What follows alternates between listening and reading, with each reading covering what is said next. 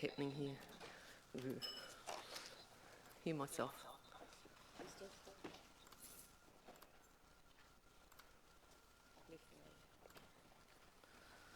That'll work now? All right. Good morning and welcome everybody. Lovely to have you all here. Special welcome to our guests, to Jock and Jodie, who are going to present quite early on in the agenda to the Whanganui Awa Safety Plan. So we'll look forward to that, but we'll romp through a few of the necessities first.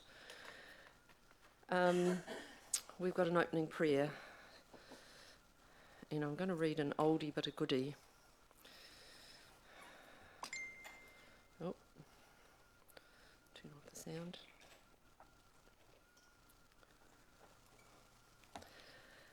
It helps now and then to step back and take the long view.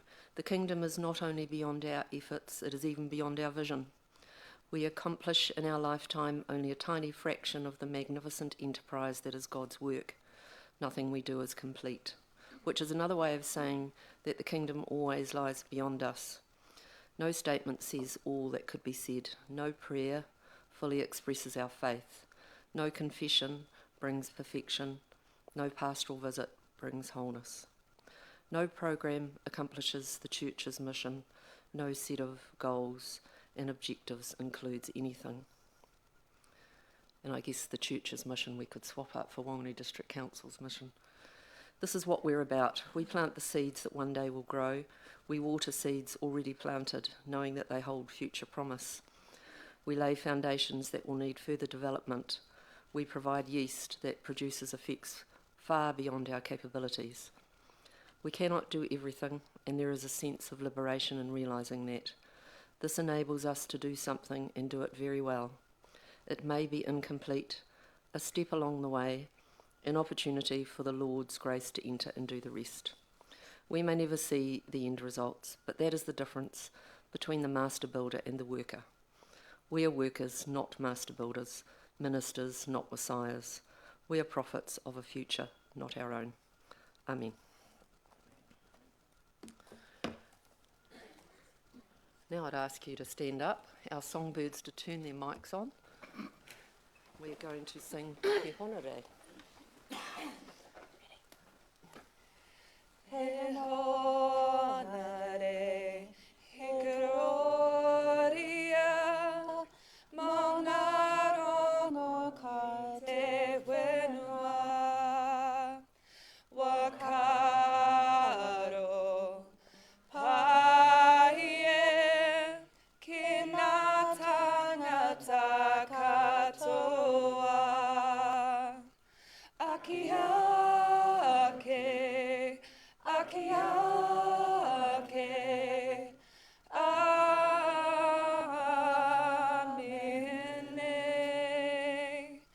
te atua, te ringa, toku oranga, toku oranga. Kapai, lovely. Thank you, everybody. So we'll move on to apologies. We've got apologies from Councillor Rob Vinson. Yes, Deputy Mayor Helen Craig and Councillor Josh Chandelal Mackay. I'll move those apologies. Thank you, Glenda. All those in favour that we receive those apologies, please say aye. Aye. Anybody who's not? No. Thank you. Any declarations of interest in relation to items of business on our agenda today? No. Thank you. Then we'll move on to confirmation of the minutes of our meeting held on the 5th of October. That the minutes of the Strategy and Policy Committee meeting held on the 5th of October are confirmed as a true and correct record. Thank you, Charlie. Thank you, Mayor. All those in favour, please say aye. Aye. Against? Carried. I should have mentioned, I've just had a text from Councillor Philippa that she's going to be a few minutes late. So with your permission, we'll bundle that back into the apologies recommendation that you all approved. We are good with that? Thank you. Pardon? Oh, yes, and there is also additional information that was emailed out to you yesterday afternoon, and that is the Vision for Whanganui update, and I think it's the presentation that you're all going to see this morning anyway. So we'll move that we receive the additional information, Vision for Whanganui update presentation. Thank you, Peter and Jenny. All those in favour, please say aye. Against? Carried. Thank you. So we're moving on to reports to the committee. Item 5.1, the Whanganui Awa Safety Plan. I think Lance is going to open this item and perhaps give us the backdrop and then introduce our guests. Thank you, Lance. Thanks, Kate. Kia ora, everyone. Yeah, just quickly introducing this paper. You're aware Jock and Jodie are here from Jock from the community representative space and Jodie from Sport Whanganui to present the initiative or the idea. And I'll take the paper as read, but just a bit of background. So council was approached last year from the community groups that sort of use or are around the river, rowing clubs, etc. Concerned about safety on the water, but then the related safety issues on the riverbanks around the access ways and the different points, perhaps lack of signage and areas where there are some potential physical clashes. I was pretty clear from the start that the on-water activity, and this is just for your awareness, is reinforcing, is not District Council's remit. That's Regional Council. We don't deal with on-water as such, in terms of speeding jet skis and the likes. However, it was clear that this is a complex and quite broad problem that was going to involve, that really did require our involvement in some form to partner up with Horizons, Ngā Tangata Te Aki, stakeholders and community groups. It's not something that's going to be resolved by one group on its own. So, long story short, this group was formed after some discussion. A lot of work's been done by Jodie and her team at Sport Whanganui to get it to where it is now. You'll see that there has been a point of entry business case. It's on the list for your consideration as part of the long-term plan, looking for some budget to assist to get this off the ground. And probably the last thing that's not on the paper that I just did want to touch on is, this is about, from what I can gather, one of my first questions was, what have we done in the past about this? And it turns out we've had several cracks at this over many decades to try and do something to improve safety on the Awa. And so this group, supported by Ngā Tangata Te Aki, have decided we're not going to be the next group that starts and fails. So regardless of where we get in this room, this is going to be something that this group is determined progresses in one way or another, given, we think it's probably getting riskier, not less riskier on the river, given the number of jet skis and the likes that are out there now, and increased usage around the lovely walkways that go around the river now. It does create more potential for accidents, if you like. So with that, unless you've got any questions for me now, I'll pass over to these guys for them to run you through their presentation. Sure thing.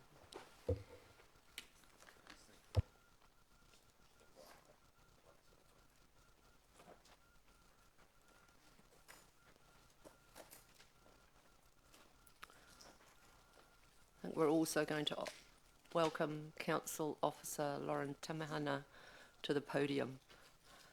Are we? Come on. Kia ora koutou. On behalf of our team, Lauren included, thank you for the opportunity to present the Whanganui Awa Safety Report findings and recommendations to you today. I'd especially like to acknowledge Lauren and Lance for their continued support and guidance to this point. As Lance alluded to, my name is Jodie Brunga and I'm the Active Communities Manager at Sport Whanganui, and I'm joined today by Jock Lee, who has been instrumental in bringing key information and relationships together during the course of this consultation process.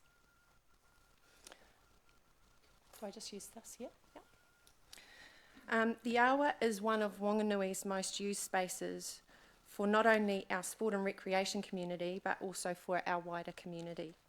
Safety concerns have long been identified by sport and rec user groups, but more recently the development of the port has prompted new attention on the recreational use of the awa and highlighted once again some of the key safety concerns, which led to a Whanganui District Council-led governance group or forming steering group by Lance Kennedy in 2022 to address and develop a framework for an effective safety management system.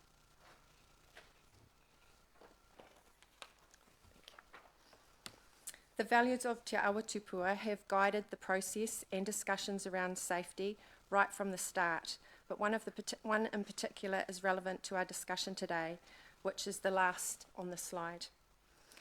Te Awa Tupua is a singular entity comprised of many elements and communities working collaboratively for the common purpose of the health and well-being of Te Awa Tupua. The steering group formed by Council consisted of representatives from Ngā Tangata Tiaki, Te Puaha, other local iwi groups, Whanganui District Council, Horizons, Sport and Rec user groups and Sport Whanganui. The purpose of this group was to address the health and safety priorities and support the development of a self-regulating safety management system. Actioning recommendations to minimise risk and maximise safety for all users of the lower reaches of the Whanganui awa. Initial meetings highlighted the need to engage with established user groups in, on and around the awa. Sport Whanganui was asked to complete this consultation process on behalf of the steering group.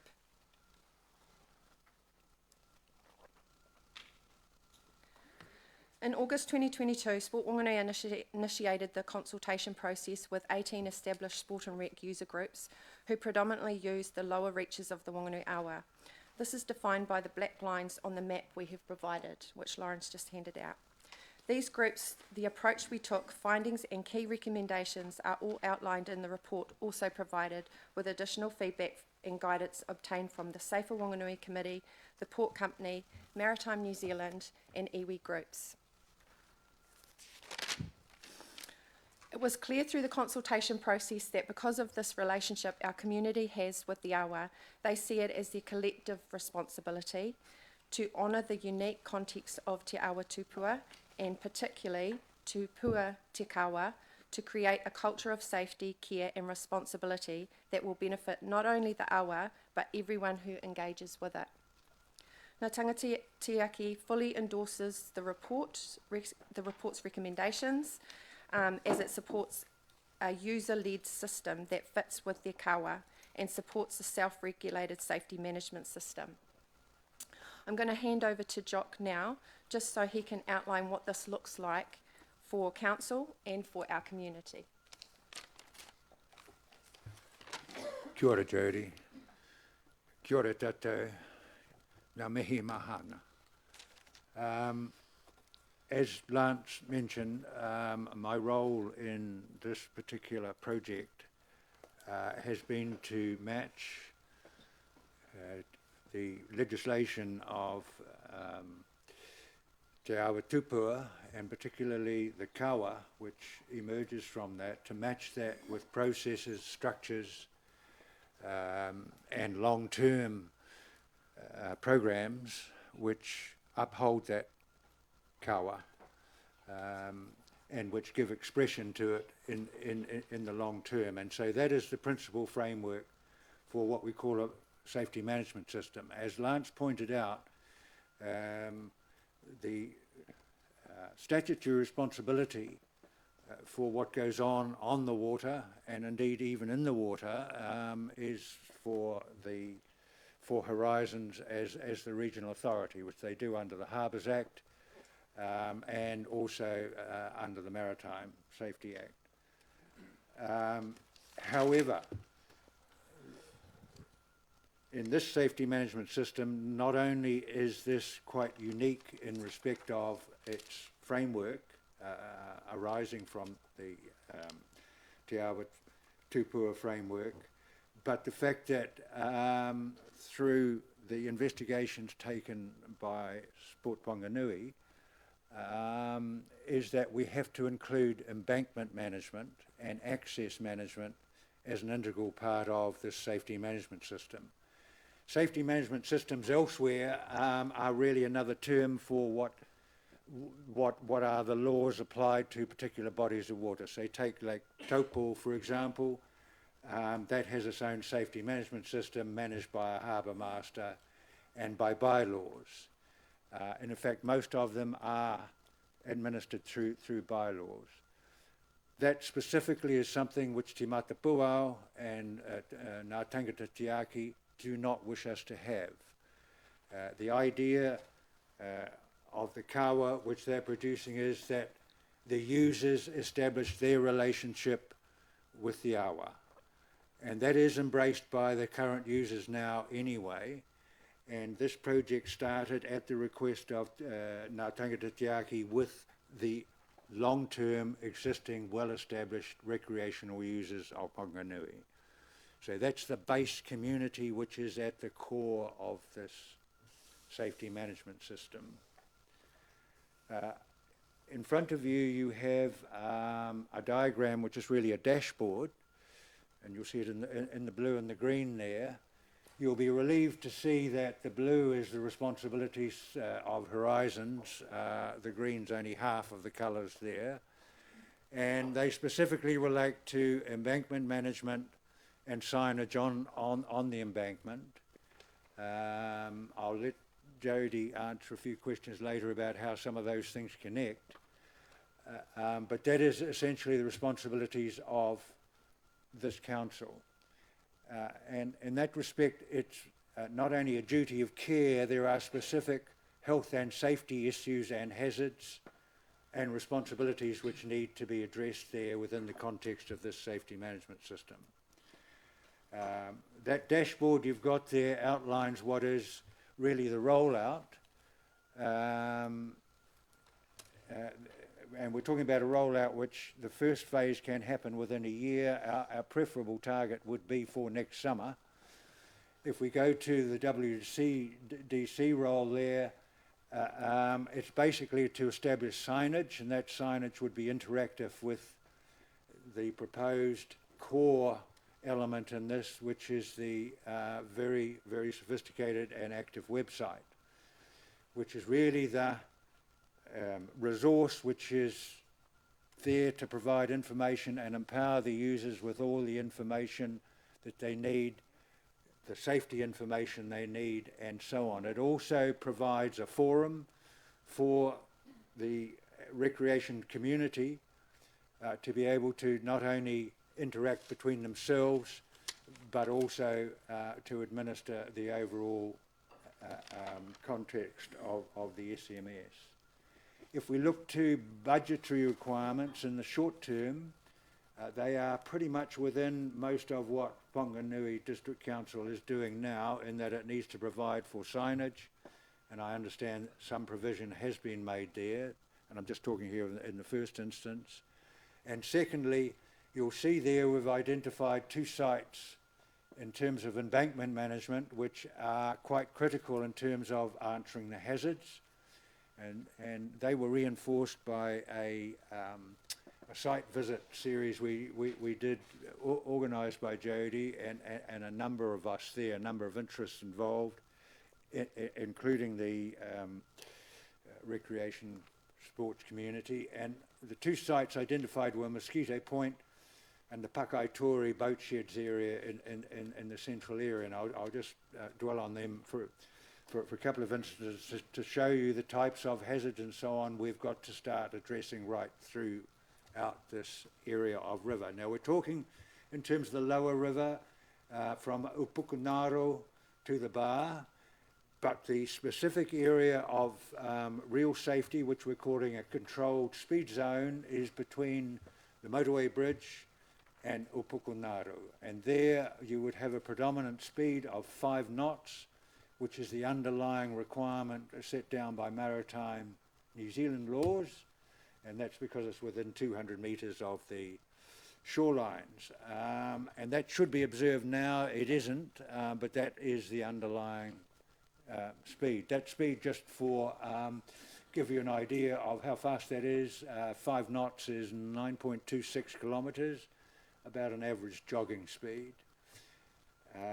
So that becomes the baseline. But reverting back to Mosquito Point, there is a clear danger of drowning there. That is well known. There is a rahui on that site which has been there for 2 years, which isn't being observed. When we visited that site, it's quite clear that the design invites everyone onto the water, and why wouldn't it? And not one mention there of the dangers of swimming. So we need to address that site and make it quite clear it's not safe for swimming, but it's somewhere to gather, congregate and so on, and be with the river, but certainly not on it, and certainly not across the other side. Pakaitori is again a hazard-filled site. There you've got, as you know, 3 different boat sheds, well 4 if you include the Waimarie, where you've got traffic at right angles to cycles and goodness knows what going along the riverbank. So there has been a significant number of accidents reported there, and significant dangers, and I mean very significant dangers, and it's actually putting this council at risk because those dangers have been identified and reported and nothing's happened. The answers there are quite simple, low budget, and that is to divert cycles from going through there at cycle speeds, and if cyclists want to go through, to dismount and walk through. Essentially what we're advocating is a pedestrian precinct in there, which allow the boat sheds and so on to operate safely to get on and off the water. It also allows a growing body of swimmers there in the winter working off the pontoons to be safe. And as I say, it's a simple diversion of cyclists around the back of the sheds so that that's a safe and operating area. It only requires a bund at the upper river end to make it sure that cycles don't, normally progress through there, and that should be part of the cycleway track in the long term anyway. So we've chosen those 2 sites which need addressing now, and really becomes an expression of how we wish to approach the wider embankment issues and so on, of which there are many hazards, and they're pointed out in the report that Jodie's completed. So there is the dashboard of where we've got to go. You will see that Horizons bear a big responsibility there, and our key priority is to get that website up and going. That will be connected to a tremendous number of existing information sources which are live online already now, which are relevant to us having a comprehensive and collaborative safety management plan going. And there's stuff such as connecting to Coast Guard, which already have real-time weather and tides and so on. The type of website interaction with the signage we're talking about is that you can download it onto your phone. When you're on the phone, it will be location live as well, that you might press your phone just up from Opukunaro, and it will even point out the hazards which might be around there and so on, remind you that if you're going up the river to respect the marae on the riverbanks and so on. This type of sophistication, immediacy and real use to the user. So that's the framework we're working with. As I say, the distinctive part of this is a safety management system. Not only is the framework we're working, which is the river framework, but also the fact that we're bringing embankment management into it, which, as far as I know, doesn't exist in any other jurisdiction in this country. Maritime New Zealand is very interested in this model because it could be applicable elsewhere. So we think there is a significant potential to get additional funding outside the 2 councils in this. Water Safety New Zealand also very interested in this. The comprehensive nature of it will go beyond the boundaries of the 2 participating councils. Kia ora mai. So just to clarify what we covered with Horizons, just so you know that this is very much, as Jock said, a collaborative model. We're not coming here today to expect the council to do a whole heap of work. We want all those organisations to come together. So in our recent presentation to Horizons Regional Council, we requested that they support the following actions to address the health and safety priorities in this report. As Jock said, fund the development and management of an online platform, which includes all the things that he's already discussed. Work in collaboration with the national and regional authorities such as Maritime New Zealand, Water Safety, etc. And invest in signage and navigational markers to identify directionality and safe navigational routes on the awa. So that's a bit of an issue at the moment too. Increasing funding for the Whanganui Coast Guard to support improved education and training programs, which they have already said that they are very happy to do, but need to work alongside the Coast Guard to make sure this is manageable because they are volunteers.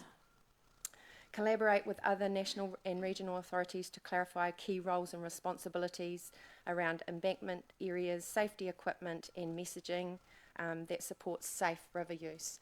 We have presented to Safer Whanganui committee and we have identified the issues around swimming in particular, so Maritime New Zealand have again said they're happy to help fund some safety mechanisms in and around the awa for that.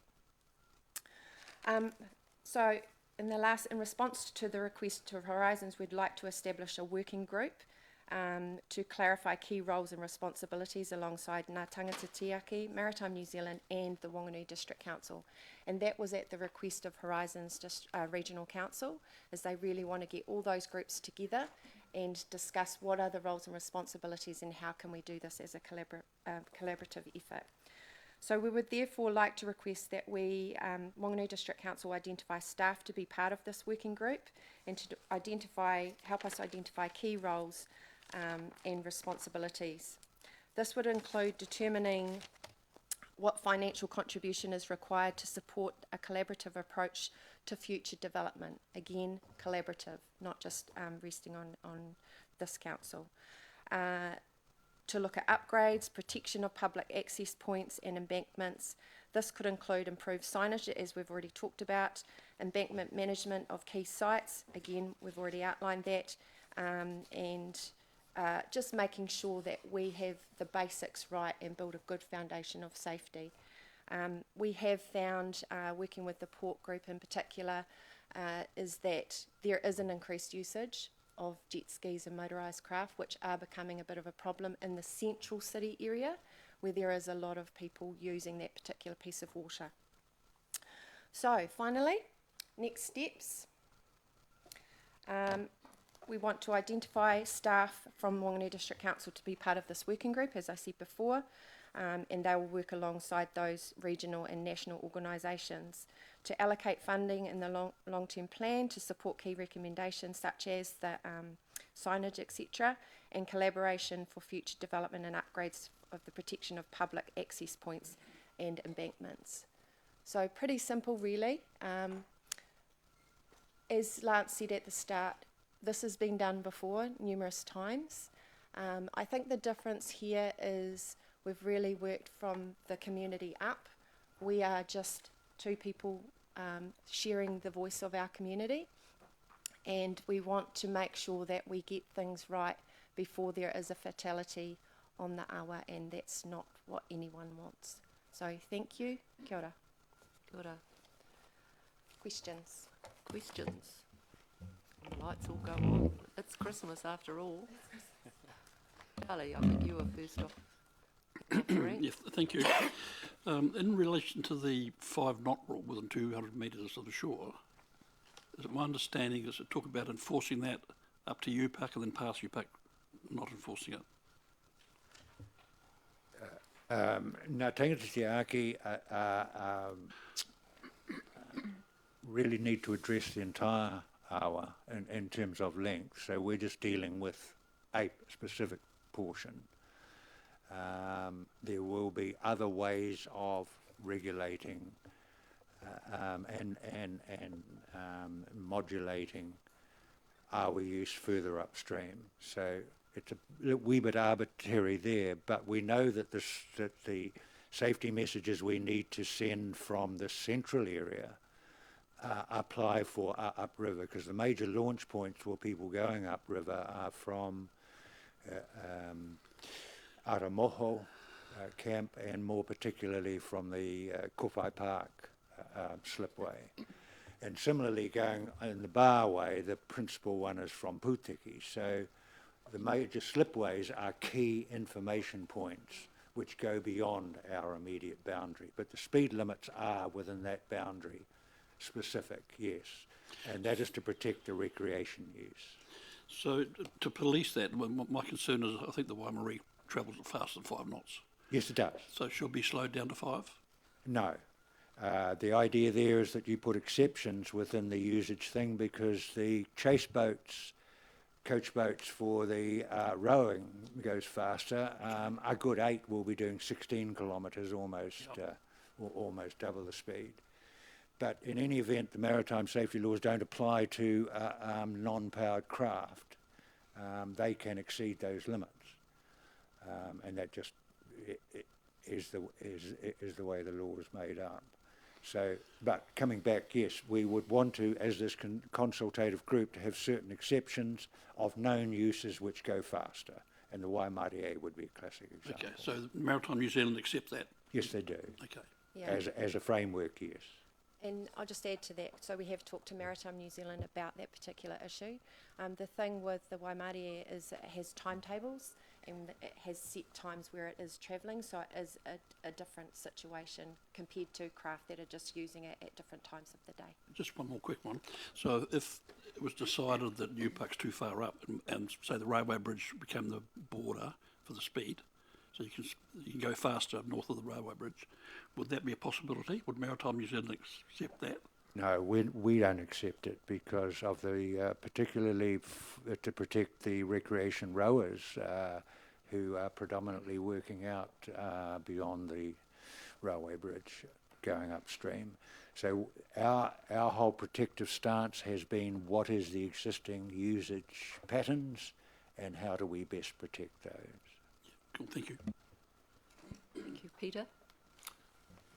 Yes, most of your answers to Charlie for me is exactly the same, but my query is why stop at Upukanare, at the Kaipaki Marae and Ngāparangi.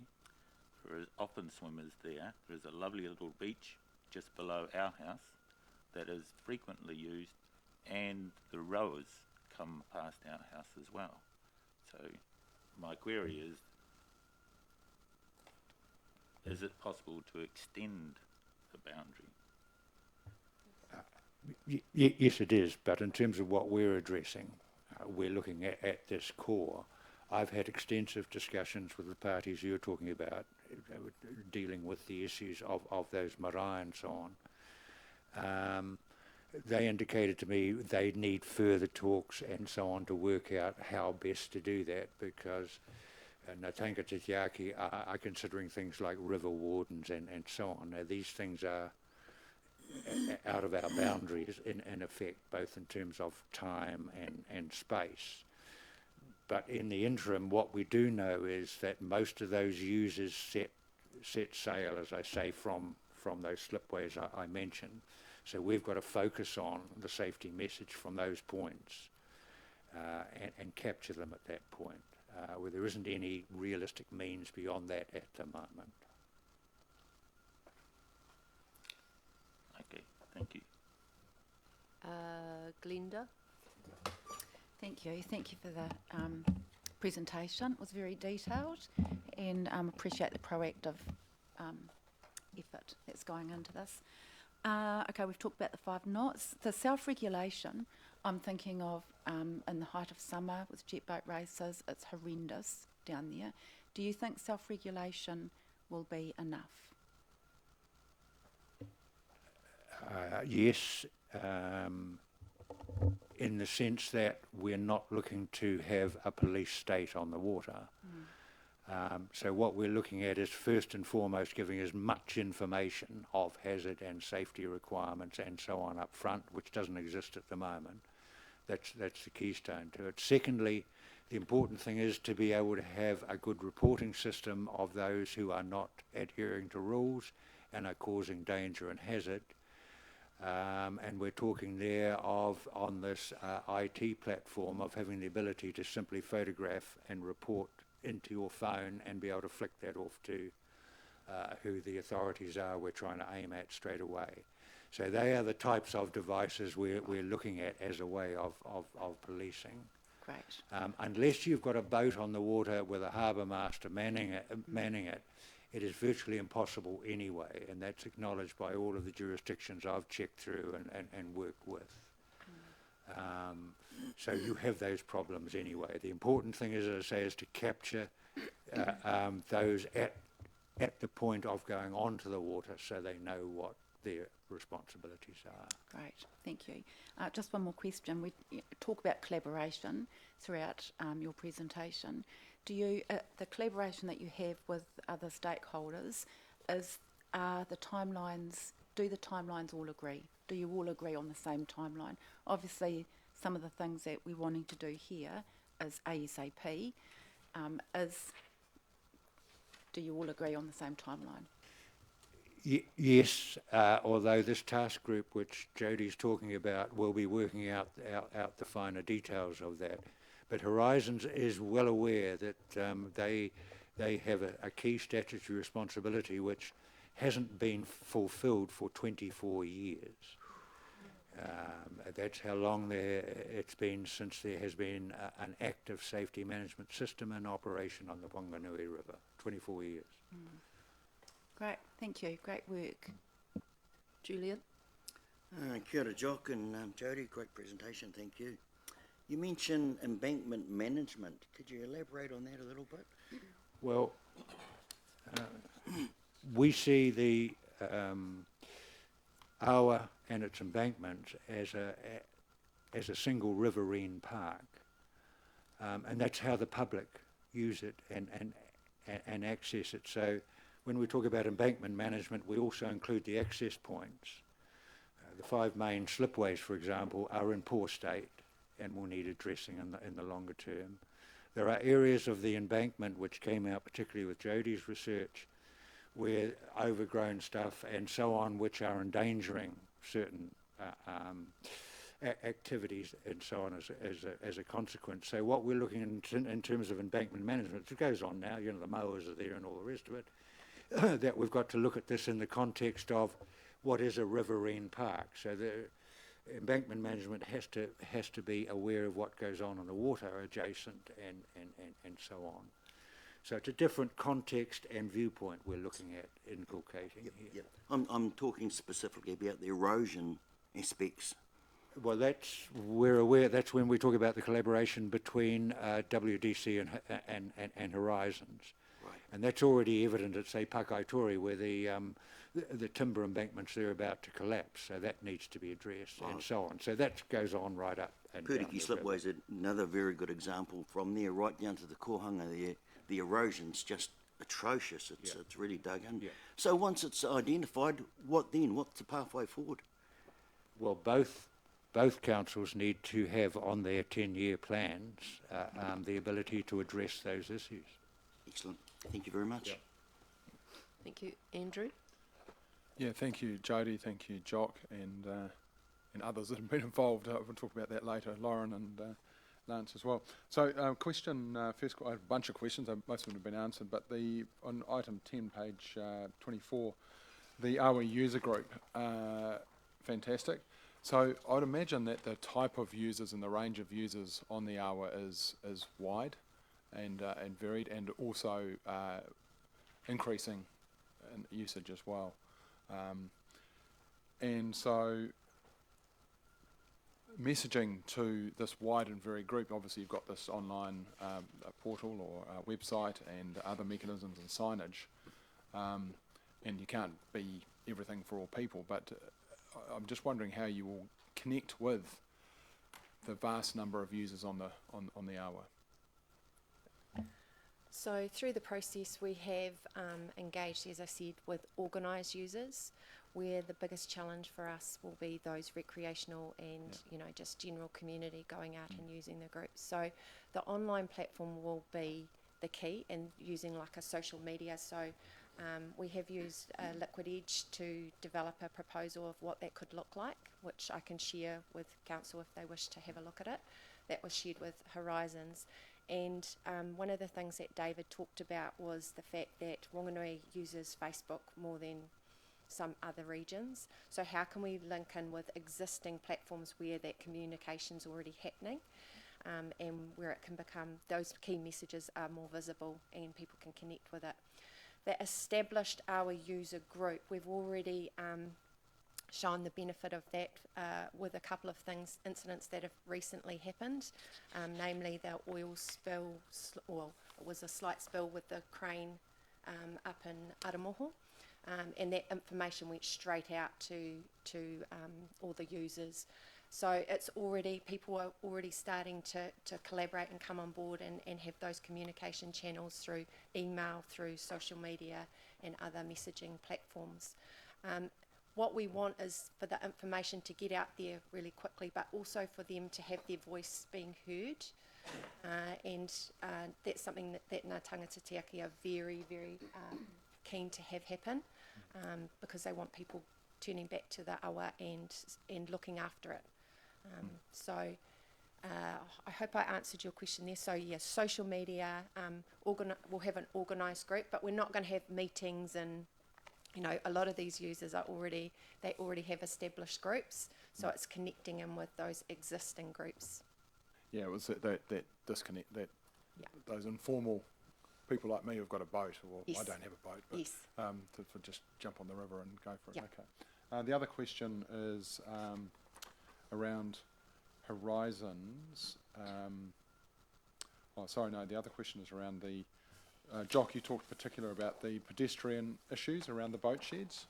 Will the CapEx budget address that, the signage and so on, or It might be a question. I simply don't see it as significant costs. As I say, at worst, it's certain earthworks and pathways and so on to get diversions happening, and some bollards at the Waimarie end. So I'm not familiar with what might be in the parking and streets budgets and so on, say for bollards, or what the transferability of the cycleway track expenditure is for those sort of minor alterations, but they are in essence minor.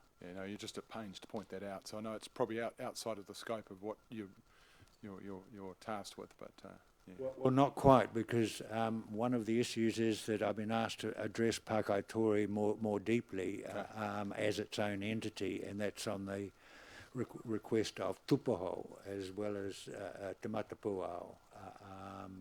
So that will be an evolving discussion, but I'm just talking about immediate and dangerous safety issues which persist and which this council need to address immediately. Okay. Thank you. Thank you, Andrew. Julian, you'd finished, I take Yes, it? I have, sorry. Michael? Thank you, Madam Chair. I'll ignore the Horizons parts, just for our side of things. Just to clarify, it's new signs and maybe a new walkway and contribution towards Horizons bill. Is that kind of what you were thinking? Well, it's not a new walkway. It's just minor changes to existing The cycleway. pathways. Yeah. Okay. Yeah. So with the signage, what is the statistical problem we're trying to solve? Is it drownings or crashes? Because there's no ACC data in the report, so I would have expected the Existing that. signage does not address even clearly to users what the basic rules of navigation are. They don't exist. Okay. That's a starter. So they have to be redone, and they have to be made interactive with the IT site so that you can now, in modern day, get it on your phone. Yeah, that makes sense. Yeah. Um, Now, there will be shared expenses there because Horizons do have a budget and have to have a budget for the signage. We're talking there of a joint funding. We don't know what that joint funding might look like. That's part of the task group. to look at. And that task group's been given a big takeoff because Michael McCartney, the CEO of Horizons, in response to Jodie's presentation to them, that was the response. So they're getting on with it. But that's the forum to work out the sharing. That makes sense. And is this based then, so it's not accidents or drownings or injuries, is it based on complaints from other users? It is dangerous use of motor vessels is the principal hazard there. No, I understand that, sorry sir, but I'm saying what is the end result we're trying to fix? How do we measure that it's successful? So that we have safe use on the water by particularly motor vessels and anyone else. Got it, thank you. And with the cycleway, because I cycle there quite frequently, so I'm probably the bad person there, has there been any ACC data to say how many accidents have happened along the boat shed? No, because there's no formal reporting system to send them to. Okay, cool, thank you. I'm sure there is data that we could access though, you know, that's something we did. It would be handy to show. Yeah. In response to your question around what would success look like, so through the consultation process, anecdotally, we've had every single group, outline a number of key factors that have happened over the past few years. The biggest change for them is that there is an increased usage of motorised craft in that particular area of the Awa. We've got hovercraft, we've got all sorts of different craft on the Awa now going at high speed. And we haven't particularly had that in the past, but the near misses are near misses and they're reported in their own health and safety procedures, which we could get access to. But the near misses, we don't want those near misses to become fatalities. No, and that's where I was leading towards. There are 3 drownings on the river and there are 13 near misses in a 5-year period. So that's where I was going with it, is we're going to reduce 13 to 6 or 3 to 0. Well, we want 0. Yeah. But yeah, what we're seeing in terms of trends for both drownings and water-related incidents is it's increasing nationally. So with the Awa in particular, it is a narrow stretch of water, and when people are flying at top speeds up the wrong side of the Awa, because there is a correct way to go up and down, which people don't know. I have no idea. Education, exactly. So I've learnt a lot through this process, and so through signage around that directionality and around speeds, I think we can reduce the risk. Thank you. Peter, did you have one last question? More a point of interest. It's probably out of the scope, but Is it a question? no. Okay. Hold it then, thank you. I could frame it. I think we've fairly much exhausted the questions. I do have one question, and I might ask Damien, unless anybody can answer it now, just in terms of the point about the pedestrian precinct that's suggested for outside of the boat sheds. What is the status of the walkway? Like, is it just a matter of changing it as we like to, or do we have obligations? Are there, what's the status of the walkway, the walk and cycleway, that it be a cycleway all the way through? Does anybody know that? Maybe we can pick that up later. All right. Thank you. I think we've covered off all my questions too. So without further ado, I think I'm going to ask Councillor Baker Hogan, given she's the one that spends most time on the river of any of us. Would you like to move the recommendation that we receive the report, Philippa? Thank you. Peter, you'd like to second that? Good. Does anybody want to speak to it? I'll have a wee go. Thank you, Chair. Thanks to our presenters. I just, look, it's great. Thanks very much for all this work being done.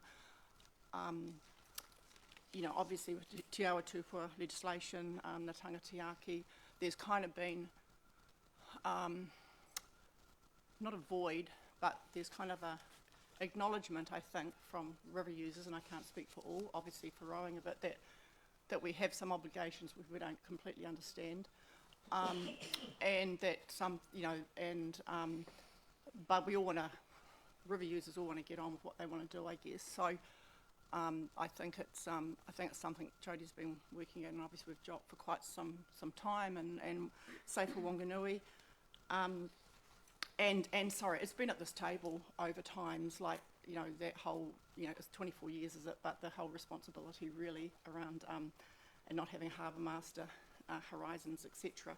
So this looks like it could be, this is, a really pragmatic and collaborative way to work with the support of Ana Tangata Tiaki, I guess, overriding stuff and the work Whanganui's doing. I just want to give a brief apology to not replying to, I think, an email that did come through to Whanganui Ryan, I'm the president, in early September. I think it just missed our agenda of our actual meeting and got lost in a little bit where we try not to do too much at certain times a year, catch up on life. But I know some of our clubs have been involved. I've been involved in one significant accident in my time on the river, 30 years or so in Whanganui, in a non-powered craft, quite recently, a couple of years ago, and the other craft literally going down within 2 minutes, really, completely splitting in half, and 4 older gentlemen in it. So that was a bit of a wake-up call, and just shows how quickly things can happen. But I guess my only is just, so really look forward to working further on this. I'd only just want to, the idea around, I just read about, with Whanganui District Council and identifying staff, I'd like to think, although I know there's different levels of groups there's going to be here, I think it's really important that it's key users and staff, whatever that could be, because there are key people who have on that water, know that water,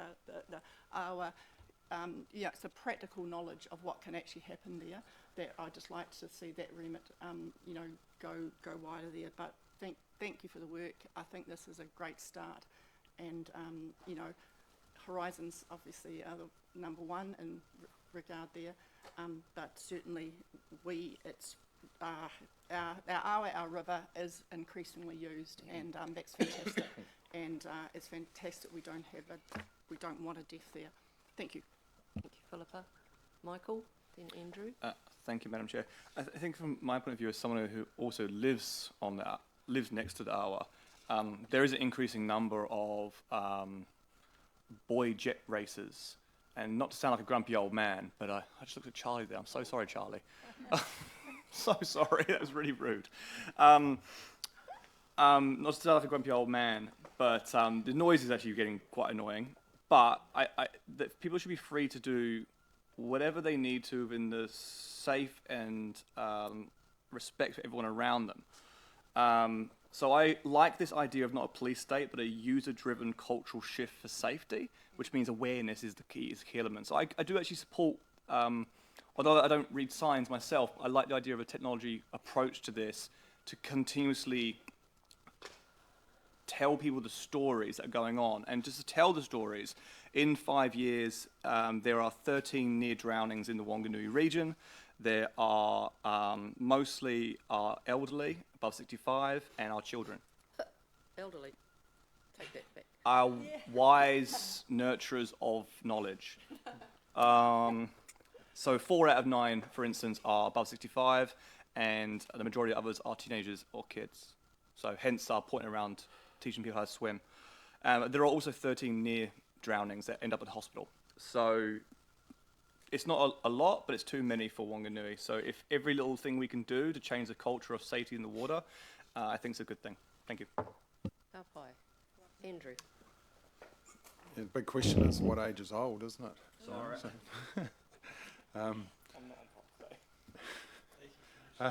So 3 things. First one is comprehensive is the first word I've got here. So I just want to say well done. This is a massive piece of work here. And look, it's always, you always fail to address everyone that's been involved, but thank you, Jodie, Lauren, Jock and Lance, and anyone else that's on the list there. Sounds like a lot of people you've engaged with, so I just want to say thank you. And it's interesting that others are interested in the outcome of this work as well, which leads me to believe that that you've gone above and beyond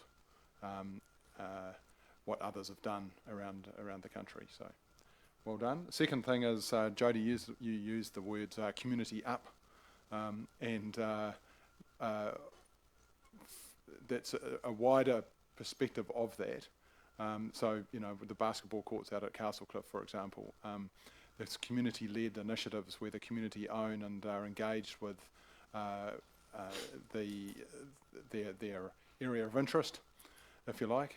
It doesn't matter whether it's a geographical part of the community or an interest, a special interest part, in this case, river users. I think for me, that's where we need to go as a district, community-led. We want central government to trust us and local government, and that means local government need to trust our community to get on and own initiatives and take things forward. The third thing is, there's been mention that there's been failed attempts to get this kaupapa or initiative or piece of work into action, and so it would be useful, I think, to be able to report back at some stage to see progress.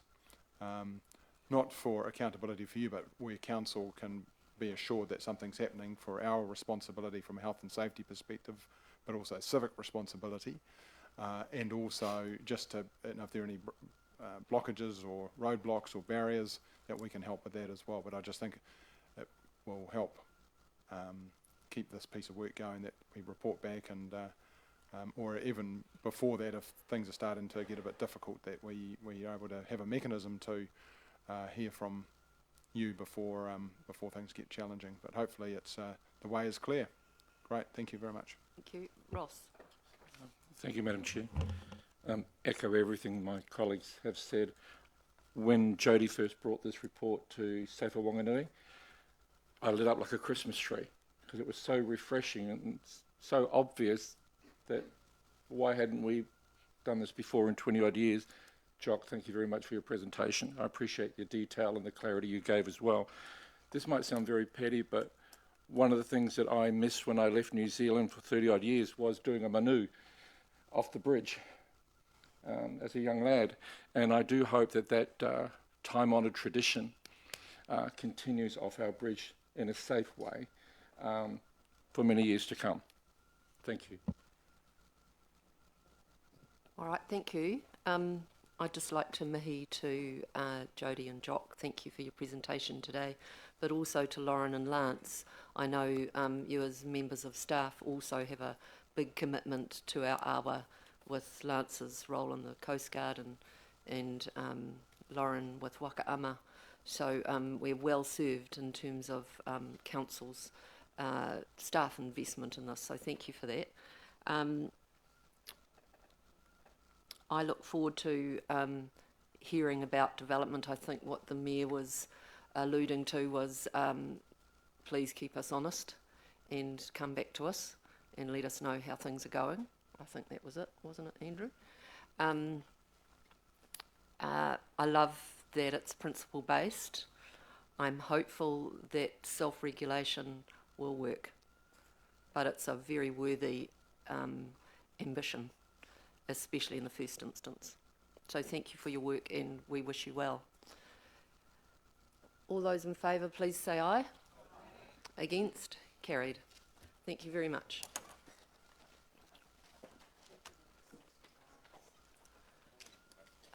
We're moving on to item 5.2, minor corrections to bylaws.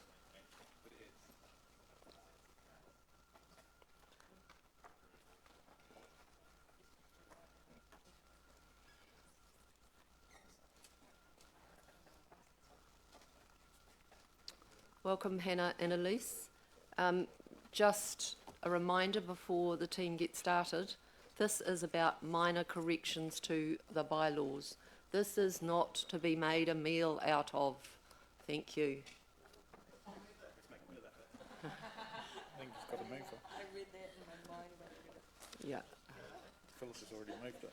yeah. If you want a big meal, wait till Christmas dinner. Thank you, Hannah. Thank you, and good morning. As you've said, these are entirely administrative changes. Nothing substantive is intended or expected to come out of these. The changes themselves are recommended to Council because Council can't delegate the power to make or amend bylaws, so this is just following procedure before it's confirmed at the Council meeting in December. I'm just going to briefly list very shortly what the changes that we're proposing are. So under the Cemeteries and Crematoria, Plaques and Memorials bylaw, we're changing the limit of two people's worth of cremated remains to be buried in a single plot from 2 to 3, which is what it originally was. The change down to 2 wasn't notified or drawn attention to, and we consider it a mistake, so we're correcting that error. And for Freedom Camping Bylaw, we're updating several definitions, the definitions of certified self-contained, freedom camping itself, and local authority area, just to keep them consistent with updates to the Act, and one reference in Clause 9, which currently refers to Section 23 of the Act, will be changed to Section 20E of the Act because 23 has now been repealed. That's basically everything. I'm happy to take the report as read and answer any questions. Elise, did you want to add anything? I did just want to add that the full review of the Freedom Camping Bylaw is scheduled in the work plan. So that we'll begin some work next year and then look to review it fully, bringing up something in 2025. So it is on the plan for the future. And it's just reiterating what Hannah said, these are administrative changes that we're required, particularly the Freedom Camping ones, we're required to do as per the legislation updates. So thank you. Thank you. Any questions of clarification? No, then I think somebody's already moved it. Thank you, Jenny. Yes, and Philip has seconded it. Anybody like to speak to this? No, we'll put the recommendation then that the Strategy and Policy Committee recommend that Council adopt the proposed changes to the Freedom Camping Bylaw and adopt the proposed change to the Cemeteries, Crematoria, Plaques and Memorials Bylaw. All those in favour, please say aye. Aye. Against? Carried. Thank you. Thanks, Hannah. Sorry, Madam And you put me down as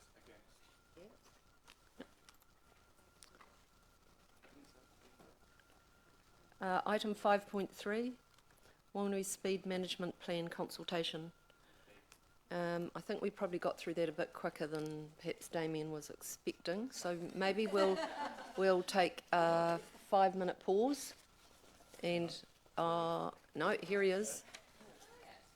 Damien, we're on to your item. Would you like 5 minutes to settle into the chair, or are you all good to go? Oh, he means business. It's fully docked. Does. Thank you. Good morning and welcome. Thank you. Good morning, elected members. Thanks for the opportunity to present this paper to you today, and for your time reading the report and the attachments. I know there's quite a few for you to get through. I'll take the paper as read, but I will highlight a few of the key points. So this report has been prepared as part of the existing government legislation requiring territorial authorities to have speed management plans and work towards implementing speed reductions around schools within our district.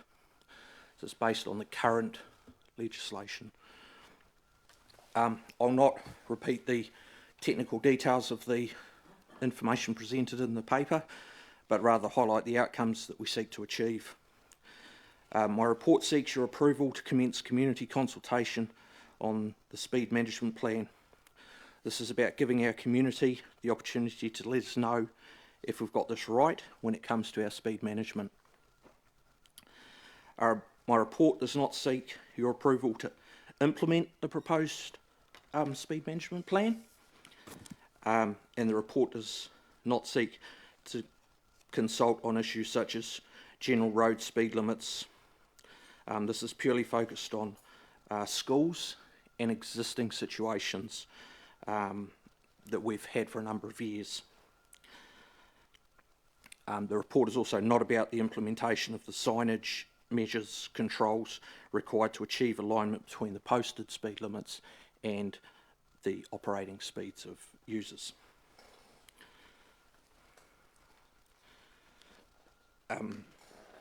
The speed management plan that I'm proposing for consultation is required to be reviewed every 3 years. So this is the first iteration of that. The paper I have presented to you today contains 3 specific attachments: the proposed speed management plan, the wording and the background technical information. So that's the first part. The second part is the speed management maps for existing speed limits that are already in place but will require formalisation. This includes parks, reserves, campgrounds, private developments and some road sites where temporary speed limits have been in place for a number of years and require formalisation if we're going to keep them in place. An example of that is the temporary speed limits that are in place on Papeete Road at the moment that were introduced as a result of some pretty serious crash injuries in that area. They've been in place now for, I think, over 2 years. They're not meant to be in place for more than 12 months.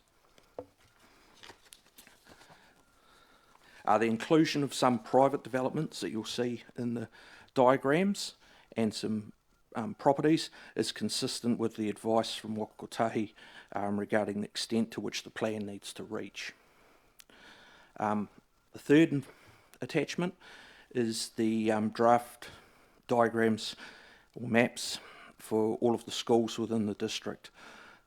These would be all new proposed speed limits with the exception of Westmere School, which has already got a suitable speed management system in place and appropriate speed limits.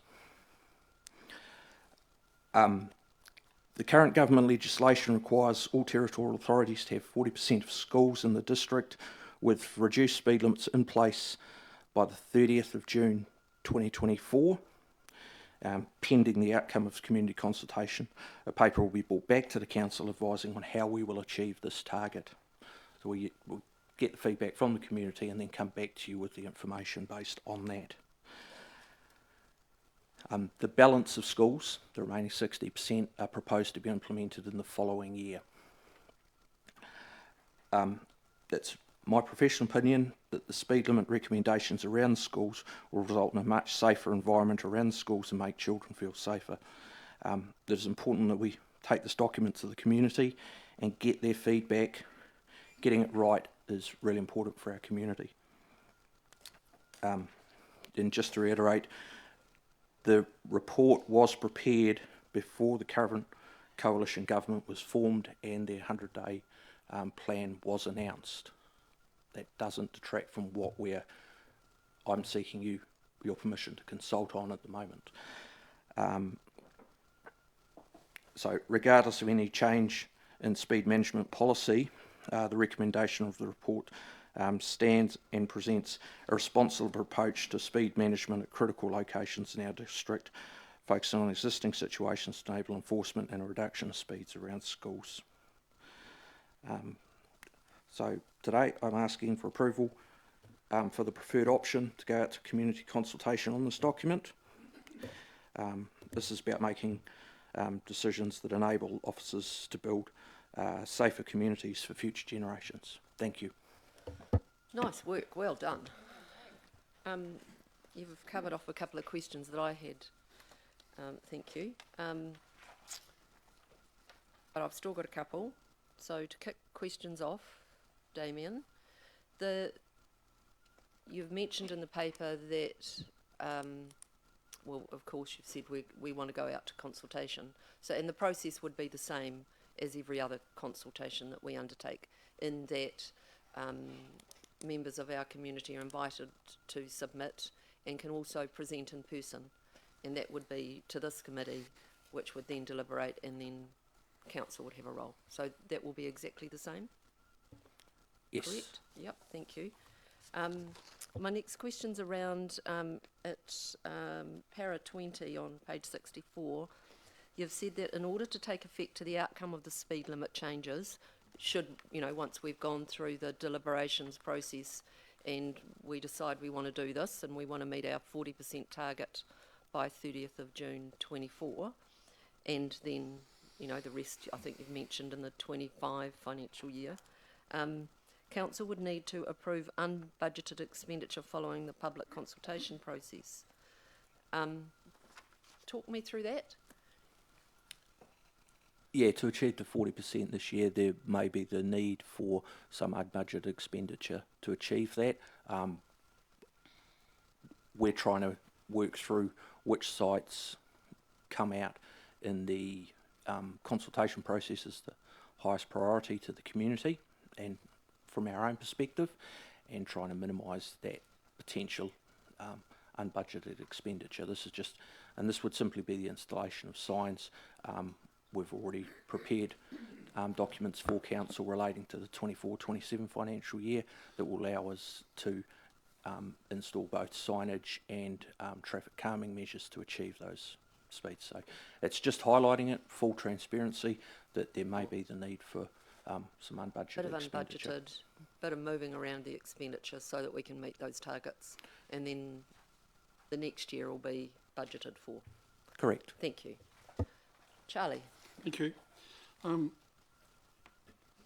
thoroughly agree with the report. Why do we have to go to public consultation over it? Why can't it just be done? The public consultation is more around the non-school sites, and it's also a chance for the schools to actually voice their views on whether they think we've got the speed management right. Should it? We've kept our diagrams to a bare minimum around the schools. There may be some community feedback says actually we think you should go further than that. I think it's important that the community has their views on this. It's a pretty hot topic for a lot of people and a lot of other councils. It usually affects areas where councils are making some more significant changes to speed limits, such as 100k speed limits down to 80 or 60, but we're not doing that in this process. So public consultation, in my opinion, is the right way to go. Julian. Kia ora, thank you for the report. One of the aspects that I've encountered while going to school to pick up mokos and that is the absolute pandemonium over the driving and parking, and everyone's darting in, and if there's certainly not an accident waiting to happen, it's there. What do you think would be any addressing to those issues? Through our Manaake Let's Go program, we're working with schools on their travel planning and the way that they encourage members of their school, the kids and their parents, to actually get their kids to school safely. Introducing speed limit reductions around schools will theoretically help that because kids will feel safer and they'll be more willing to use active modes of transport to get to school rather than being driven to school by parents. The parking around schools during drop-off and pick-up time creates a bit of side friction as well, which can actually bring motorist speeds down, and I've experienced that firsthand on Portal Street, where for Jury Hill School, where it's you're lucky to do more than about 20 kilometres an hour past there at pick-up and drop-off time. So it creates a situation where drivers are generally more aware of their environments around there, and they react accordingly. So, thank you. Philippa? Yeah, thank you.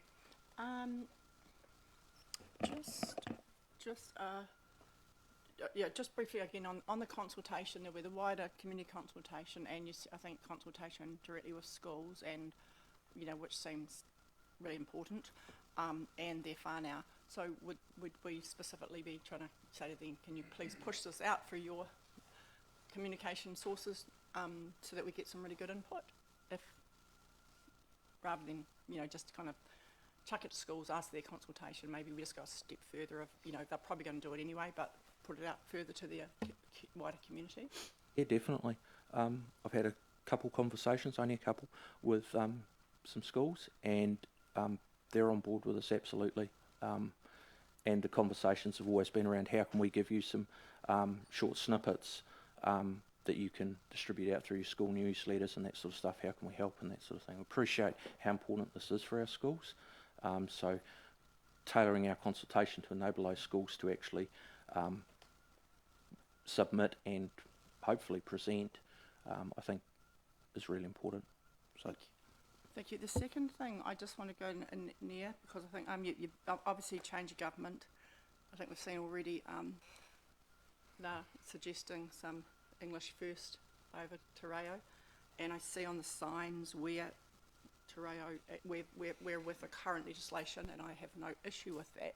But obviously, as this process goes forward, and let's say this, I guess some assurity, and you may not be able to give it, that whatever decision we make, and if it was to go forward, for example, the 30k limits and the quota over the top of school, that we don't have a government come back 6 months down the track and say, you've got to reverse that. You know what I mean? That there'll be kind of communication, because my understanding is that's What's the that's question? where they're moving. My question is, if the current government enforces the change of, right across whatever level, but many government departments, including Whakakatahi, to become NZTA first, then are we going to get stuck with some signage that we have to replace, and who's going to pay that? We would install the signage that was legislated at the time, or the signage that was instructed by the council at the time. Obviously, we can't go against what legislation says. If it says we have to install a particular signage, then we have to install that signage. I don't know about the costs if that decision was reversed by a government decision. The rollout of bilingual signage has been on a replacement basis anyway, and I think that's been adopted by most areas. So I would imagine if it was reversed, it would be reversed in a similar fashion. Yeah, no, makes sense. Thanks, Philippa. Andrew? Yeah, thanks, Damien. A couple of questions. The first one is, and you've kind of partially addressed it, I think, but with government, the new government, the national-led government changes, should we wait until direction from them, or is this independent of any government direction? There's a couple of things there. The consultation's not scheduled to start until February. That gives us a little bit of grace period in case something changes dramatically in that time. If something did change dramatically, I would be bringing a paper back to council to advise them. The second part of that is this is the right thing to do, regardless of the removal the need for a blanket rule or anything like that. This is the right thing to do for our community in these locations. Yay. That was my I love it. We do it the right thing. Do the right thing. Well, that was my supplementary question. Actually, I think we should just get on with it. So my, probably a comment. Question time, Mr. Mayor. Yeah, sorry. Yeah. Moving on. So the second question is page under separate cover. There are 3 different speeds. So, for example, on page 24, 54, 55, and so on, there are 3 different speeds. Personally, I find that confusing when I'm in a zone and it's got 3 different speeds. So there's, I think, 30, 50, and 60, and 30, 60, and 80 references. So the question is, can you explain the rationale behind the different speeds? Is that the question? It's a great way, much better way than I did it. Thank you. Councillor Kate, thank you. Yeah. Sorry, my numbers are a little bit different to yours, Andrew. Which? Okay. But there are different speeds suggested in there for different areas. Can you explain the rationale? Yeah.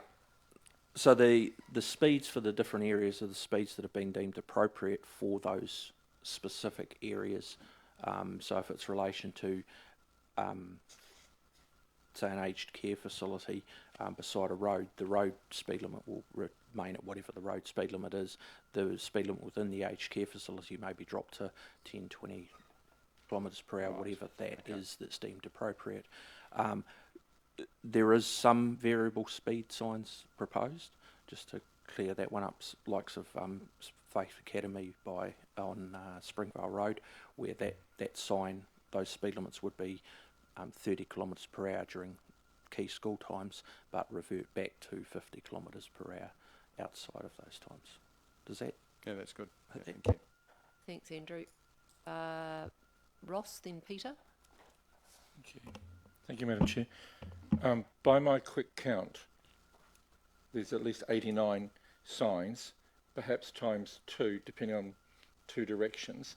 So, in theory, 180. So, my question there is, there was reference in my readings to trying to comply by Whakakotahi's commitment date or deadline date, and there was concern expressed that we may not be able to meet that date. Would you like to comment potentially about if we struggle to meet the deadline with so many signs?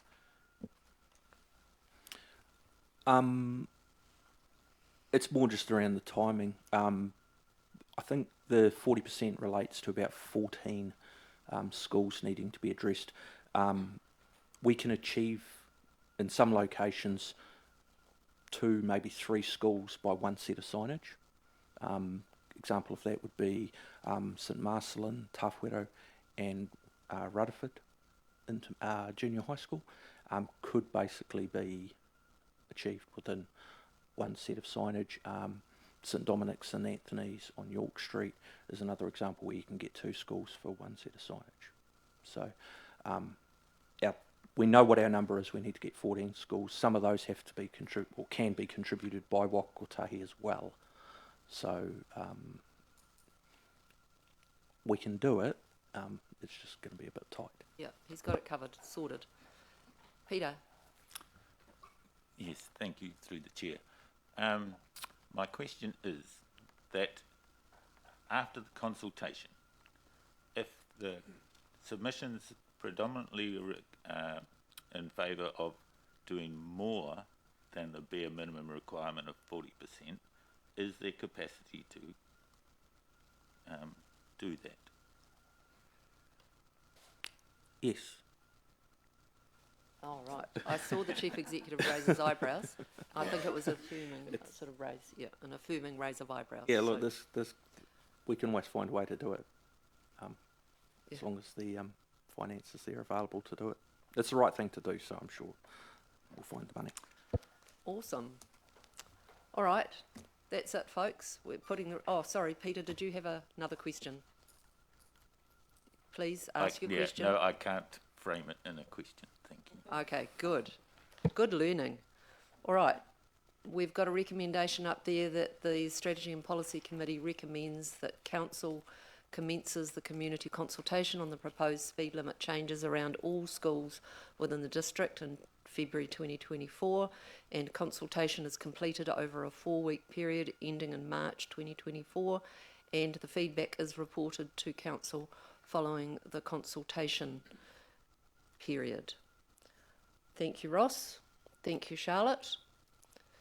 Would anybody like to talk to this? Speak to it. Glenda. Thank you. Thank you for your report. This is very timely, I think, and I have just received some feedback from some families very recently, actually, about a couple of schools and the concern they had with the speed limit. So I completely endorse this. It's very, very important. For some reason, a lot of our primary schools are situated on main roads. I'm not sure how or why that's happened, but I'm sure we can all think of situations when we've been to school to pick up kids, and there's kids everywhere, main road, people running across the road. Obviously, that is a management system that the schools need to implement as well. But if the result can be a decreased speed around the schools, then I think that's a great thing. So thank you. I look forward to the consultation. Charlie. Yeah, thank you. Drury Hill School's particularly bad in the mornings. So it's just chaos. People driving on the north side of the road just to get around the traffic. So I think it's great that we're slowing it down and hopefully get more kids back on their bikes. I'm not quite sure how that would work, but it would certainly help, wouldn't it? I've just done a bit of bit of maths here. There's 800,000 kids at school, so 400,000 are driven. That's, say, 2.5k each way. That's being generous. It's a 10k trip. It's 600,000 litres of fuel a day. Sorry, 600,000 kilometres, 8,800,000 litres of fuel a day, or 12 million litres a year. 200 day a year is $360 million on petrol, just getting the kids to school. So let's get them back on the bikes. Thank you, Charlie. Philippa? Thank you. Really look forward to seeing Charlie on his bike soon. And us leading the way. But yep, this really support this. Our schools, our families, whānau, you know, really important. It's interesting, you know, a few years ago we've had Moston School came to council and we had to specifically go through a process for them, which was quite onerous. I understand at the time, I remember at the time, similar, I think, Kaiwi School. So this this approach to covering all our schools, well, I think it makes it a whole lot simpler over time for our community to understand, and to, you know, that you know, there is one rule, and when you're close to children, you know, you stop and you go as gently as possible. But obviously we do, you know, a little bit this unfortunate indictment is that, you know, more and more of our children are needing to be dropped off and picked up.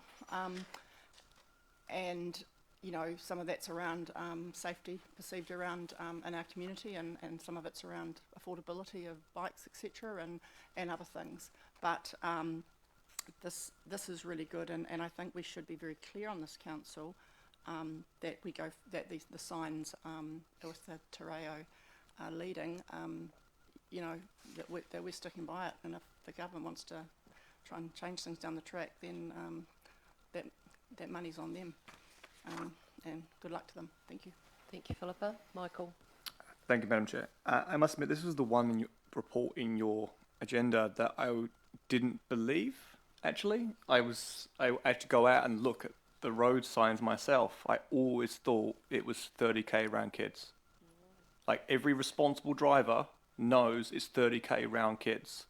So this is definitely fixing what should have been fixed a long time ago. So thank you for bringing it on the agenda, Madam Chair, and thank you for the report. It should be done. It should have been done a long time ago. And I agree, kids should feel safe to walk and cycle to school. And with hoons crashing around at 55k an hour around school zones, their parents are not going to feel safe to send their kids walking to school, and they should. So thank you. Thank you, Damien and team. Good work. Look forward to the consultation. All those in favour, please say aye. Aye. Against? Carried. We'll take a, how many minute break? 10-minute break, and I'll see you back here at 11:05. Thank you.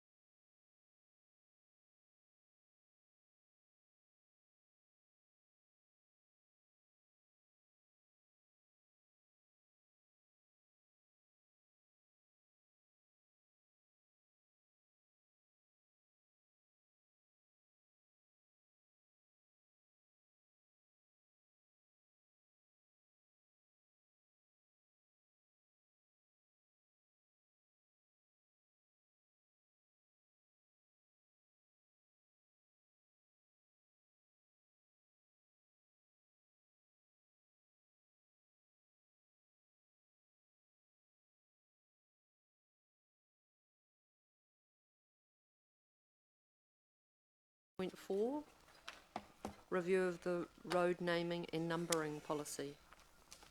Welcome, Justin and Leanne.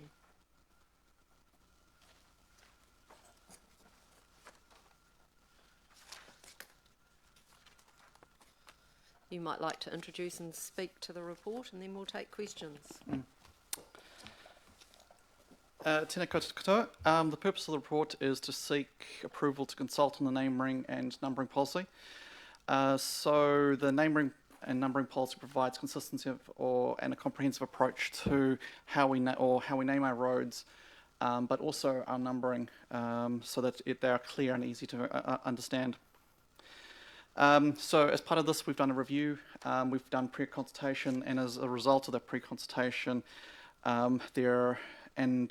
research, we have got three main things that we are recommending some changes to. The first is the addition of a theme to our themes of how we name, and that's native flora, fauna, native birds and animals. This was identified as being something that we had not considered. The second thing was currently parks are not part of the policy. We're recommending that we add the naming or how we look at naming our parks to the policy, because often the principles that we apply to how we go about that are all fairly similar. The third thing is we currently have a naming panel. So this naming panel has the ability to make decisions on new and unformed roads, and so it's recommended that we formalise the naming panel within the policy. If approved, the consultation is proposed to go from the 7th of February to the 10th of March. Happy to take any questions and... Thank you. Questions?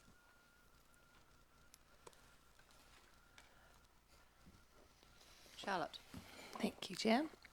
Can you speak a little to the remit of the naming panel? Just expand on it a little bit, and the authority that they have over new street names or parks, and the difference there. Through the chair. So the currently proposed in the policy is that they will have decision making over new and uninformed roads. The reason for that is that those are usually done through subdivision, and it's actually quite a good space that to be effectively dealt with at administrative kind of level. It is recommend that they only make recommendations on any changes to existing roads or naming of parks. The reason for that is that there's often a lot of other matters that need to be considered. Public benefit is obviously one of those matters that need to be taken into account, and that is best done at the council table. Whereas the panel is actually a really good space to talk about, discuss names, bring ideas together, workshop. But though that does not necessarily work quite as well at a council meeting as such. Just the nature of the decision making. Thank you. So just to make sure I'm hearing that correctly, so the suggestion is for the consultation that the panel would continue with the ability to name roads, but not renaming roads. New roads. And all parks. New roads only, new and unformed roads. So anything else would be a recommendation. Right, back to council. Correct. Awesome, thank you. Michael. Thank you, Madam Chair. Regarding new roads, they're mostly in subdivisions.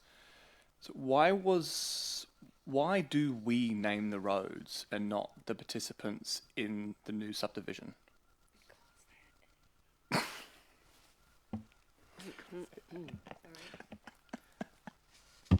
Through the chair, the reason why we name as a road authority, we have responsibility for naming the roads. So what the normal process is that we ask for recommendations from the the the developer, as often they provide up to 3 names for it.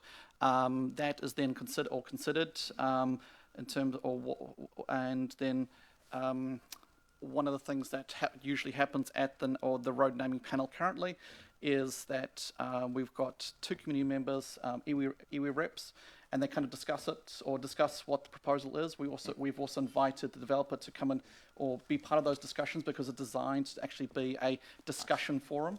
And so, but at the same time, those road names last until we change them. So basically, a number of them will be in place probably in 100 years' time. So we need to make sure that they meet our standards, they represent our stories, they represent the places that we want them to place. It's not just, or the developer is an important part of that process, but they're not the only interest group. No, and to clarify, we are asking for collaboration with them so that the architectural vision is being respected as well. No, that's lovely. Thank you. Philippa? Sorry. So just around the naming panel again, without like needing names, but so what's Whanganui District Council's? Do we have staff or any elected members that sit on that naming panel? At this point, staff act as a secretariat role on that. It would be, if members wish to have an elected member on that panel, I think that would be a welcome addition. However, at the moment there isn't a staff member. In previous terms, I think the mayor was a member of that. However, we have not specifically, or we considered that we should set out that there was a panel, that the powers of the panel, but we haven't determined how that panel is constituted at this stage, because we thought that would be better to take feedback from the public as part of the review of when we appoint it. Sorry, if I could just go a bit further. So are we specifically asking that question? And I guess I'm trying to make, I guess my reasoning before we went into discussion would be, it does seem, I understand what they can do and can't do, when they can decide and when they can recommend, but my observance is when it can be, by the time they recommend, it's very difficult to turn that around, and it become quite contentious at the council table at times, which is where, would you not agree? Great to get, are we asking the question specifically of the community or consultation about the makeup of the panel, including perhaps an elected member? And do you support in this policy an elected member being on there so that it just may come, those recommendations to council have just had that political elected member lens over it? I mean, the mayor's, for example. Can I just back up a bit and ask a pre-question to that is, where is the composition of the naming panel stated? Like, where it doesn't seem to be in the policy. Through the chair, it's quite intentionally left out of the policy because it is assumed that over time the composition of that panel may change based on the views of council. So that would be, or the composition of the panel would be via appointment through a separate process. Whereas the policy just appointment of the panel is made by whom? It would be made by council. So is that a council decision? That would be a council decision. I just don't remember it, that's all. Oh. So from there. Yeah, I'm just... So what I'm hearing, perhaps what Philippa's asking, is if we were to give some advice about the composition, not necessarily the personnel, but the composition might include, you know, an elected members from local iwi, you know, heritage, you know, those sorts of things. If we were to suggest that as part of the proposed policy for consultation, there would be some guidance in this policy, could we put it in there, or is it your advice to leave it out? My advice would be to leave it out for the moment because that will allow council the ability to, via a separate appointment process, to appoint the members that it considers appropriate for that panel, for the panel. Currently, at the moment, there is currently there's terms of reference document that went through council, and it's trying to say, hey, look, what's the best place to put this, and how do we, if at some point in the future, do we want to change that composition? Do you want to have to review the whole policy, or do you just want to have to review the appointments that you've made to it? And in my view, having the appointments being separate is a better approach to it. It also means that, for example, if someone chooses to step down, for example, you can appoint that via, you can do an appointment differently. So I'll ask the question another way, just to help my clarity. When this new triennium began, was the naming panel something that was considered? Like, how does it, when's it due for a refresh, or is it ongoing until somebody has a rush of blood to their head? The term is, I think, 3 years. Is that correct? I think it's 3 years. So basically, it's coming up for review short, or it's intended that we will review it once we've adopted along with the adoption of the policy. We'd probably look at the members of or the composition of the panel. So then will there be a express question in the consultation process, if not necessarily in the policy, proposed policy, about the composition of the panel? We can do that. Does that help? We got there? Yeah, pretty good apart from, sorry. Not quite good enough, but yeah, go on. I'm not quite good enough. But Well, without putting something expressly in there, the community feeding back may not even put their minds to it. I'm not trying to, and I guess I think Justin's just said that it can go in the consultation document. Just a brief further question would be, like 4.2.1 under the naming panel, like, could council say now, or this committee, or would you, if it was leaning towards, that it has provide a forum to enable community iwi developers and elected member to provide feedback? I guess is kind of would that be seen as a significant change to this policy? Through the chair, council as the holder of this policy, as a decision maker, isn't intrinsically involved in that. It's naming the additional the additional people as part of that. So council and elected members are intrinsically involved in that. Okay, I'll leave it for now. I think we've got a point. So, as a outcome of the conversation we've just had, Justin, what are you thinking to put in the consultation preamble or somewhere in the consultation document? Through the chair, we will give thought to how we can explain the intended composition of the panel without actually expressly consult it, or we will. Sorry, let me start that again. We will include the composition of the panel within the consultation or feedback, and we will seek some guidance with it, even though it's not expressly within the policy, because that will be part of the decisions that council will make alongside the policy. Okay, sounds good. I just suggest that it's not the person composition, Agreed. but the parties. The parties or the representation that we're looking for on when that panel is appointed. All right, Michael. Apologies, I'm probably being silly, but I can't find what was the number of people from the survey and how do we go about the survey? Like, what was the process of the survey?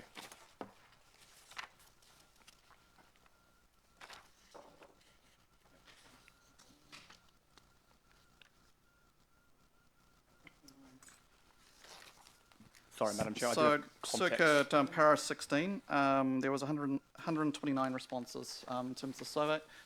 It is a it's a self-selected survey, so it's considered to be feedback rather than a representative. So we went out and asked about road names, and the main feedback we got back was around fauna, native birds and animals. We asked about a number of different aspects, but that was the main feedback that we got in terms of the changes that we thought that was appropriate. All right, no more questions. We've got a recommendation in front of us that the Strategy and Policy Committee adopts for consultation the proposed naming and numbering policy, including the following changes: inclusion of native flora, fauna, native birds and animals to the list of themes for naming, inclusion of the naming panel within the policy, and inclusion of the renaming of parks within the policy. That is the recommendation. Charlie would like to move that. Would someone like to second it? Thank you, Peter. Any discussion? No? Right, we'll move the recommendation. All those in favour, please say aye. Aye. Against? Carried. Sorry, Michael, I didn't see your light on. No, you're all good. Thank you. Motion's carried. We're moving on to item 5.5, the progress report on the long-term plan 2024 to 2034 and the vision for Whanganui work programs. Thank you, Robin and Elise. Welcome. Thanks, Justin and Leanne.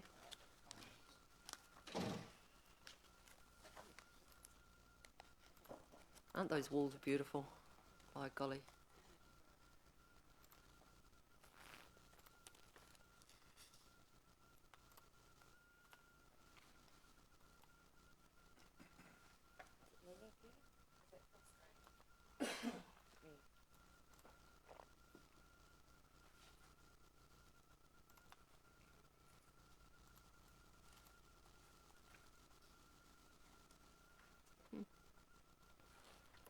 Kia ora koutou. So the purpose of this paper is to provide you with an update with the long-term plan and vision for Whanganui work programme. So I'll quickly speak to the long-term plan and just let you know that this is progressing nicely. And we're currently on track for each stream of work that's currently underway.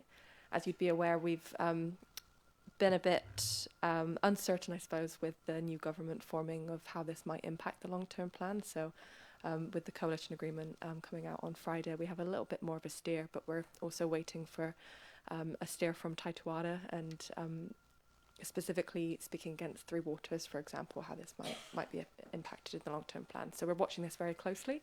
But other than that, we're still working towards and are on track to meet our deadlines, with audit taking place in February and going out for consultation at the end of March.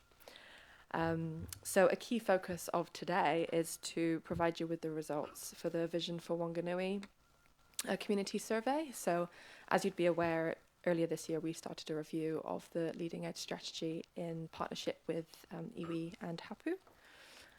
So the purpose of this survey was to obtain feedback from the wider community that's going to help us develop our new strategy.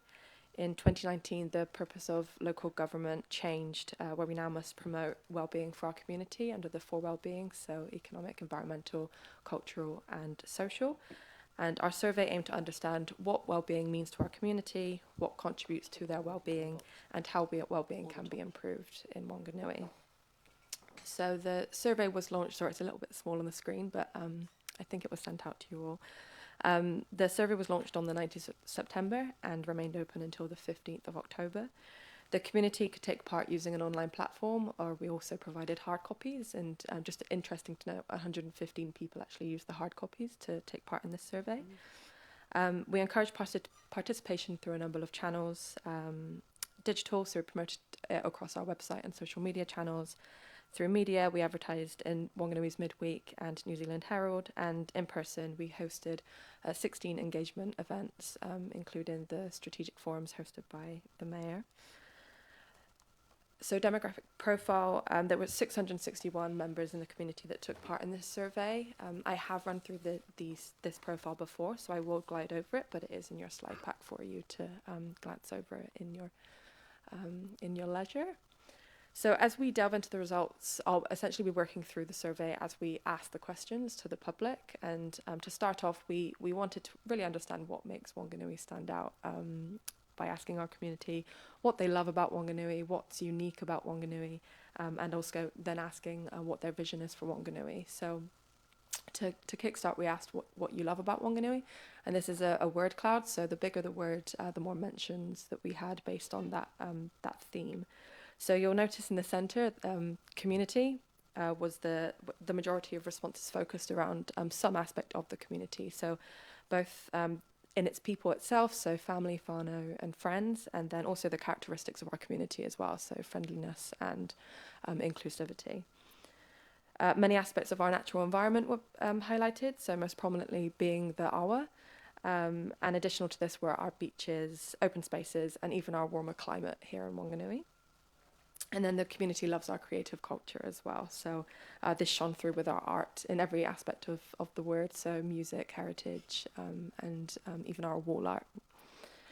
There are also many examples up on the screen for you to look through, but a couple that are worth noting that kind of fell into that top 5 was the size of our city was mentioned, based on its modest size, and then based on that, the ease of movement around the city as well. So, and here's some nice quotes for you to read in your own time. So next we asked what you think is unique about Whanganui, and as you'd imagine, this elicited really similar responses. So all of the previous points that I mentioned for the previous question were also around the top 3, but for in terms of unique, the awa kind of shone through the most.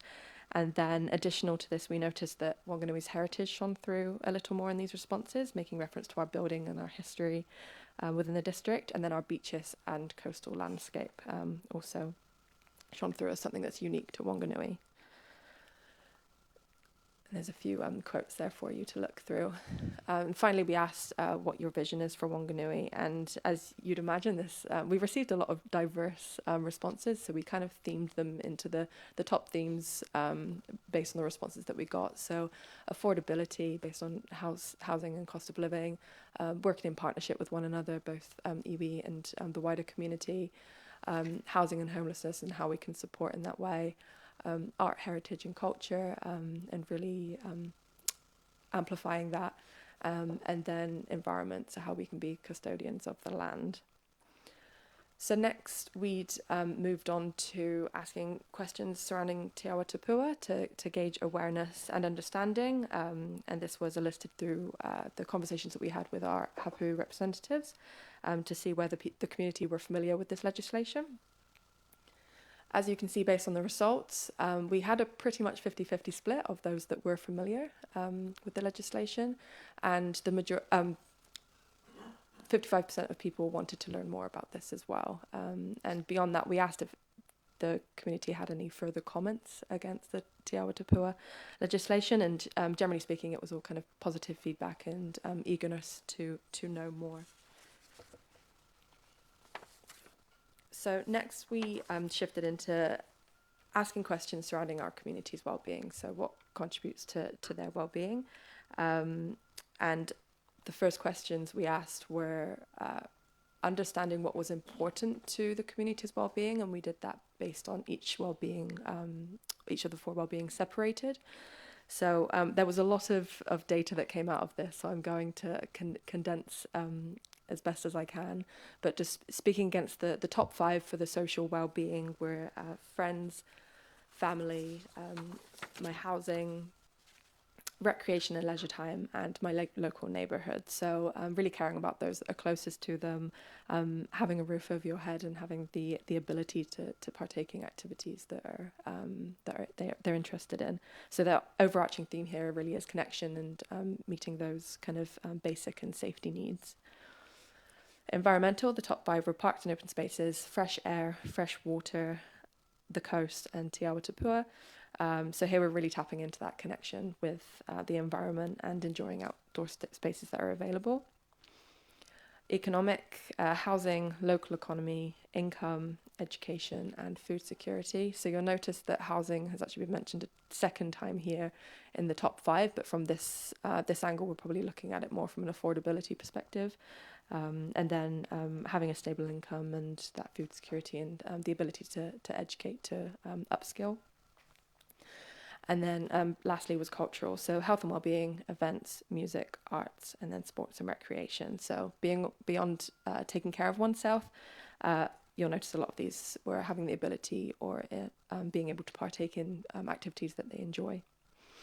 So we finished this section by asking respondents to rate the importance of each of the well-being, and it's really interesting to note that environmental well-being came out on top here, followed closely by social and economic, and then lastly you'll see cultural well-being.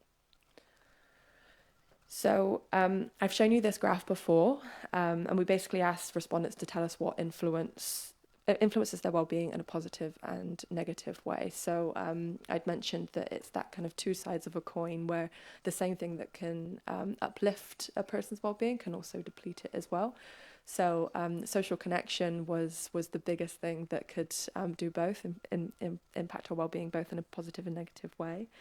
And then you'll see that outdoor and environmental factors has that same effect. Hobbies and personal interests, more so a positive impact, and then the following kind of three themes there: physical, mental, and emotional health, and then accessibility and convenience had that two sides of a coin effect as well. So next the last 3 questions we kind of asked about improvement of our well-being in Whanganui, and these came from different angles. Here we asked specifically improvement under each of the well-being headings. So the percentages on the screen are just the response that were listed based on that, so the amount of people that actually responded to this question. So I'll speak to probably the top 2 or 3 for each. Again, there's a lot of information to mine through here. So for environmental, we've got parks and open spaces. So improvement ideas were things such as native planting, development of walkways, and modernising and maintaining playgrounds. And river, coastal health and water quality, so having clean drinking water and flood protection. And then transport and infrastructure, so having better bus services and more parking for bikes. For social, community engagement and events, so generally speaking, just more events and invigorating our nightlife. So an example of a night market was mentioned. And then public spaces and recreation, so having a youth hub and providing support for youth in that hub and providing indoor recreation spaces. For economic business support and growth, so attracting businesses both large and small and providing the support for those to thrive. Employment and job opportunities, so having a district that has a livable wage throughout and providing job security. And then council's role and management, so we're somewhat seen as a red tape in some places, so how we can work with others in the district to remove that barrier. And then cultural inclusion and diversity, so acceptance across all cultural events and celebrations. So again, more events and the communication that sits behind the events to make sure information is disseminated as required. And then Māori culture, tradition and language, so events that are focused on Māori education and culture. So next, again, focusing on that theme of improving well-being, this question was specifically asking what are the top 3 things that you think would improve well-being for our community. So these are the things that we could or should be getting on with right now. So speaking to the top 3, local infrastructure and amenities, so things such as quality of drinking water, improving footpaths and general tidiness.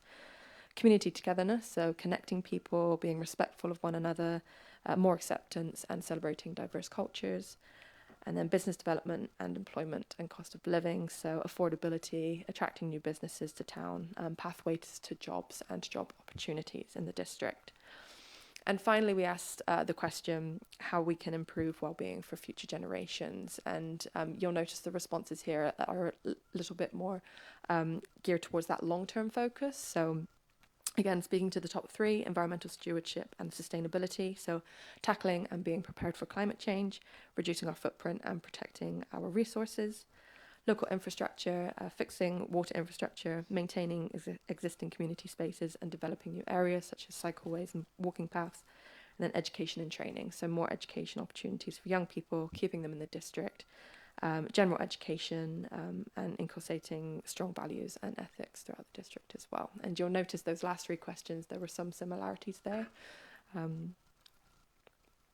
So finally, we just asked respondents if they had any final comments, and generally speaking, people were really positive and really grateful to have had the chance to be involved in this process and to have their say.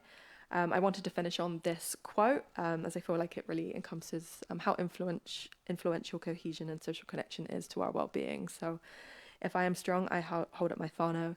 If my whānau is strong, they hold up my hapu. If my hapu is strong, they hold up my iwi. If my iwi is strong, they hold up the world. Swap out hapu for community and swap out iwi for nation. And if we individually have strong body, mind and soul, we contribute to the well-being of everyone.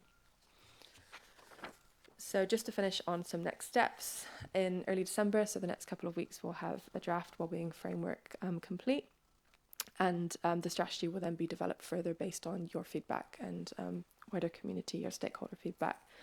In March, public consultation will begin on the strategy in conjunction with the long-term plan. In May will be hearings and deliberations, and in June, changes will be made to the strategy and finalised. So that's everything from me. I'm happy to take any questions. Lovely.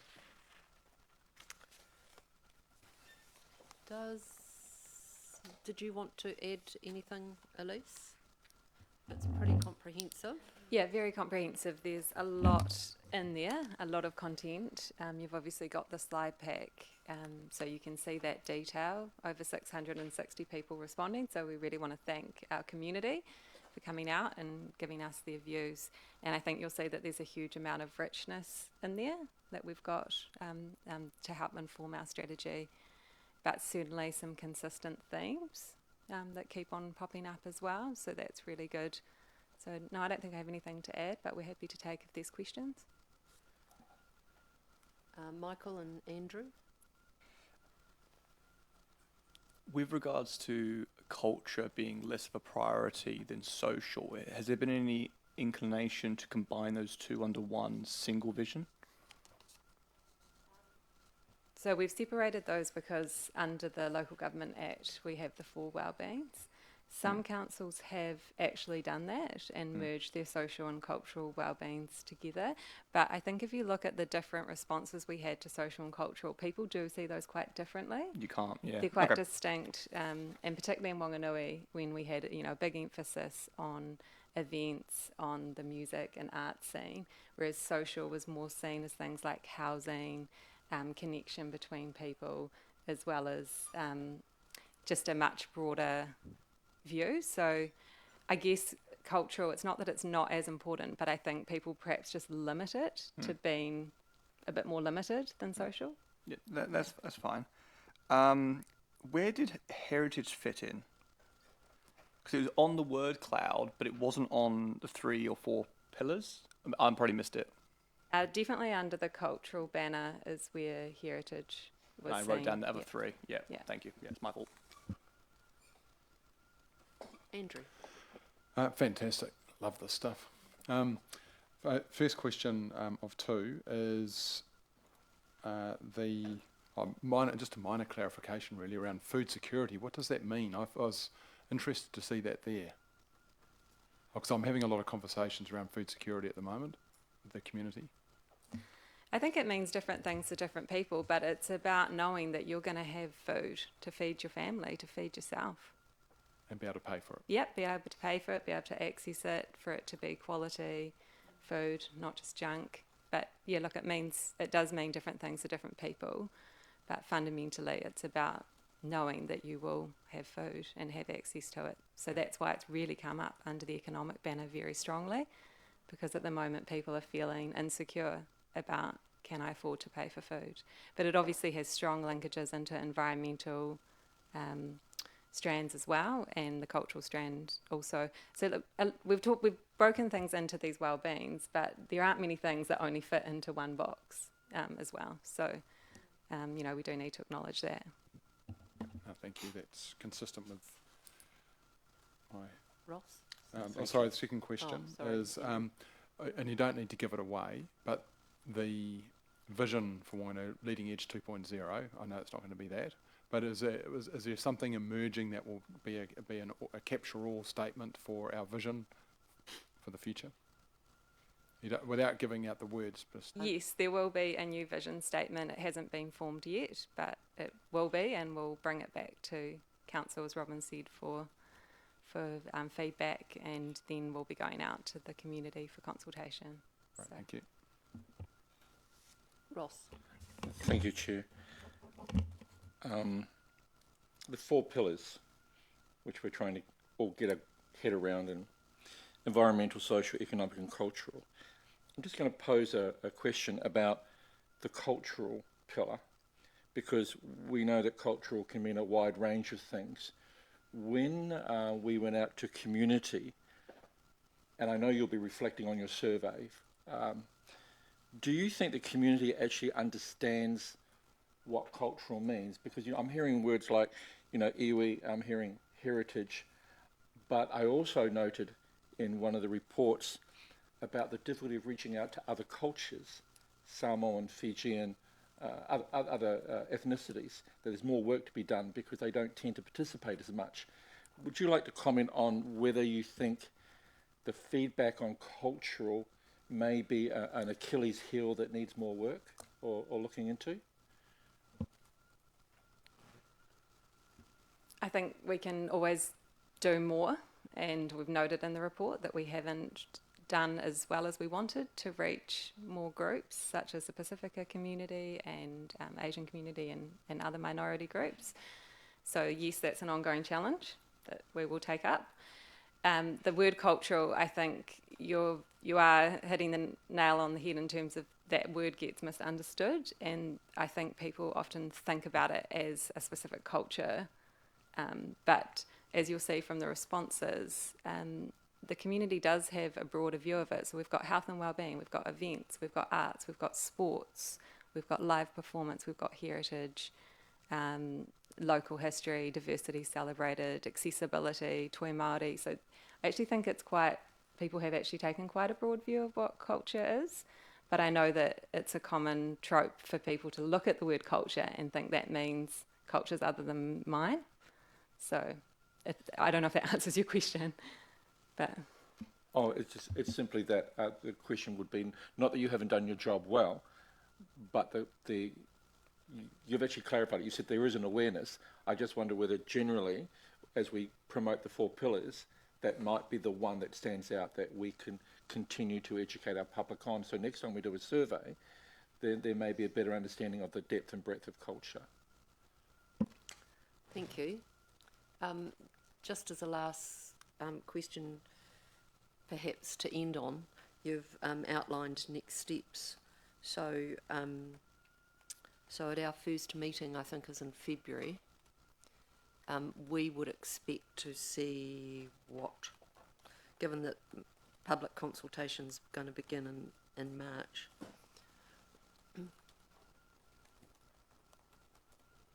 For the first strategy and policy meeting. Mm-hmm. So I'm not going to say we're going to have the draft strategy definitely ready for that meeting. I'm not actually sure which date it's on, but it will certainly be ready when we bring in March, when we bring up the long-term plan and the vision for Whanganui for public consultation. Okay, might be dancing on the head of a pin, but I'm just wondering, usually we, a good few weeks before we go to consultation,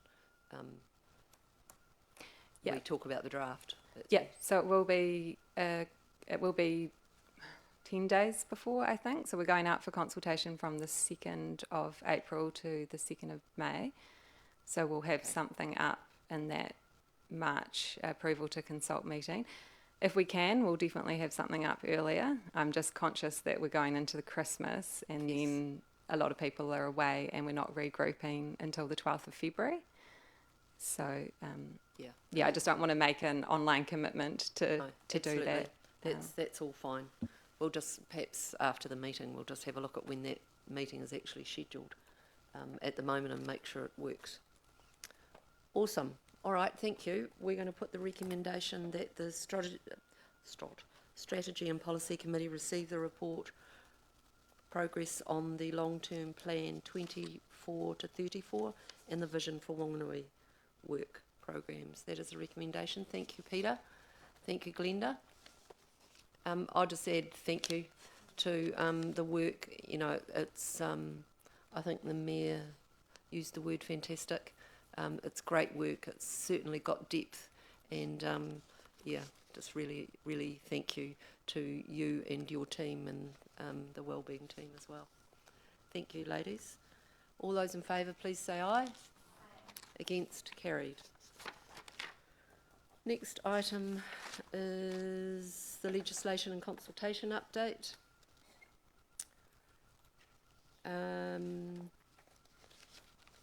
Elise, would you like to introduce this item? Thank you. Sure. So this is the standard information report where we bring up legislation and consultation updates. It's a report back on what legislation has passed and which consultations we have submitted on, as well as a looking forward to which consultations are upcoming. So as you're all well aware, no legislation has passed in the last while, and not since the previous report because of the central government elections. However, we have submitted on 3 consultations which are listed in the report: the inquiry into climate adaptation, the Civil Defence and Emergency Management Bill, and the proposed National Policy Statement for Natural Hazard Decision Making. We're also considering submitting on the Transitional National Planning Framework, but we're just, with all the changes at central government, we're just assessing whether or not we'll go ahead and do that now. And we are also looking at the Horizons Freshwater Future consultation, which is being pushed out till February. So we're really in a bit of a waiting space, I guess, to see what will be coming next year. So that's it. Otherwise, I'll take the report as read. Happy to take questions. Thank you. Any questions? Philippa? Just kind of a detail in some ways, but quite brief. But if we get into like the inquiry into climate adaptation, and thank you for the for our submission. Great. You know, Anzac Parade has been, this issue has, you know, I mean, there's lots new, not new, there's, I mean, these are, none of these are long-term issues, but Anzac Parade's been, you know, how many floods, you know, every, I'm trying to think, you know, 2015 you talk about here, but 2004 floods, similar issues. I guess what my question was, sorry, are we keeping, do we report back at all to those homeowners, for example? Do we keep them in the loop around where things are at, that we haven't forgot about them? We know they've got issues, big issue, but, you know, does anyone, us, Horizons, actually kind of on a once a year, twice a year, communicate? Stop. Yes. So this is in relation to the inquiry into climate adaptation. This is our legislative and consultation update. Yeah. Oh, sorry. Am I on the next one? Oh. The work. The next no, I'm one's on this the one. work 5.6. Yeah, it is on this. Yeah. The letters are attached, or I'm calling them letters. So, is your question? I'm just in relation to the residents in Anzac Parade. Do we keep them in the loop in terms of submissions that we're making to government policy? Yeah, I mean, as an example, I'm using them as an, do we, when we have long-term issues like this, some particularly affected residents, do we update them at all? Like, you know, like we, just so they know we haven't, you know, forgot about them. And I'm not saying it's all council's responsibility, but do we keep them in the loop in some way? So what role do interest groups have? I've asked Lauren to come up as our welfare manager, and we can definitely talk to some recent communication, as recent as last week, with all residents in Anzac Parade. I'm just wondering how this question fits under this subject matter. And I guess I'm not averse to having the question answered, but it's actually... It's just understanding that... Very little to do with this item? Well, that item has got, that's one of the piece of legislation that we are submitting on, and it's, so Yeah. I'm just trying to understand. Look, it's nearly Christmas, so we'll let the question Thank stand you. if you Crunch. could. Thank you. I'll just note on that one as well, that wasn't legislation specifically, that was an inquiry. So our role was to provide information to the inquiry that would be helpful for them, which is why we've highlighted 3 of our significant case studies in Whanganui. It wasn't submitting on a policy position, but Providing information. providing information. Great, thank you. Correction accepted.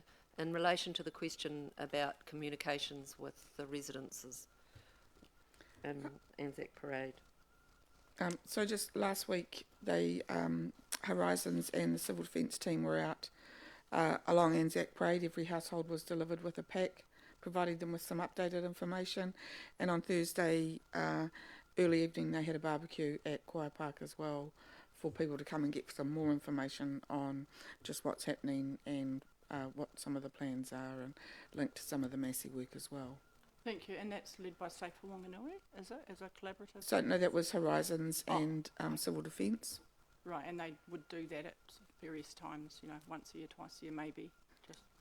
Yeah, I'm not sure how often they would do it, but they did just do one just recently. Right, thank you. All right, thank you. We've got a recommendation that the Strategy and Policy Committee receive the report, legislation and consultation update for October 2023. Ross and Philippa will move and second that. Any discussion? Andrew? Just very briefly, just in relation to this this topic, there's a letter that was sent on behalf of, I think, David and myself to the Environment Committee. And what I'm really pointing to is that it's great to see policy come to life. And what that looks like in this regard is that for example, there's in the letter it points to Putiki, and in 2000, I won't read the whole lot, in 2022 Massey University researchers received funding through the Deep South. And on Friday, a document was signed called Ohatata Takai Here, which is an agreement between Whanganui District Council, Horizons, Waka Kotahi and Massey University's Deep South. So really what we're seeing is policy turn into action, and this was a community-led group who are facing into climate adaptation requirements and needs for their own community. So it's just highlighting that it's great to see this in action. The other one was, I attended a barbecue that Lauren just referred to over at Kauai Park with Anzac Parade community, again led by Horizons and our civil defence team. Really dedicated to putting policy into action. So that's my message around policy to action in our community. Lovely, thank you. Philippa? Yeah, thank you. And I guess my question was just, the last paragraph around Anzac Parade. It's been an issue for so long, all my terms of council. Complicated issue, expensive issue, multiple, there was a big report done. But it says until clear guidance is released from central government, residents of Anzac Parade live in uncertainty about their future. So fantastic that events such as that, and that our council and and Horizons are keeping in contact with these people, because they're kind of left in, they're left in limbo, and it's not a easy situation. I think that's all part of this well-being that we've just had even in the previous issue. Thank you. Okay, thank you. All those in favour, please say aye. Aye. Against, carried. We're on to item 5.7, work programme. Thanks, Elise. Thank you. So the purpose of the report is just to present the Strategy and Policy Committee's work programme to the end of this year and for the beginning of next year for noting. So the work programme is draft, and it will be updated throughout the next year to ensure that we are keeping it live and updating the key matters. So we will do a further update over summer, and when we have the first meeting in 2024, we'll bring a slightly more detailed plan. But as you're aware, we're fairly deep in the long-term plan work at the moment, and you'll see on that work program how many supporting policies are going through at the same time as well. Yep. So otherwise, we'll take the report as read and happy to take questions. Thank you. Andrew, question? Yeah, I was surprised to see only 5 bylaws. I'm new to all of this stuff, but is that all we have, 5 bylaws? Yeah, I assume not, but that's all we've got. No, on here. Up for review. we have 10 or 11. Yeah. Yeah, but they do have a cycle of needing to be reviewed every 5 years, and if they're not reviewed, they expire. So this is just the annual. yeah. Yeah, great. No other questions? We'll put the recommendation that the committee receive the report, Strategy and Policy Committee Work Programme for 2023. Thank you, Charlie. Thank you, Charlotte. Does anybody want to speak to this? I'll just speak to it in that... No, you go, Glenda. I'd just like to say thank you to Elise and your team. A lot of work goes into this in the background, a lot of it that we don't even get to see. So really appreciate all that you do, and the work plan shows just how heavy the workload is. So thanks. Thanks, Glenda. You've sort of stolen my thunder, but that's all good. I'll just add to that, and I want to mention everyone that reports to this committee, you know, in policy and strategy, democracy. And I want to mention Diane, because Diane's usually the one that helps here. But thank you to Anna too. So to anybody that reports and has an interaction with this committee, I just want to thank you. It's very much a privilege to work with you all. Council is very well served by the team, your team, David, so thank you for that. And I know it seems a bit early. Merry Christmas.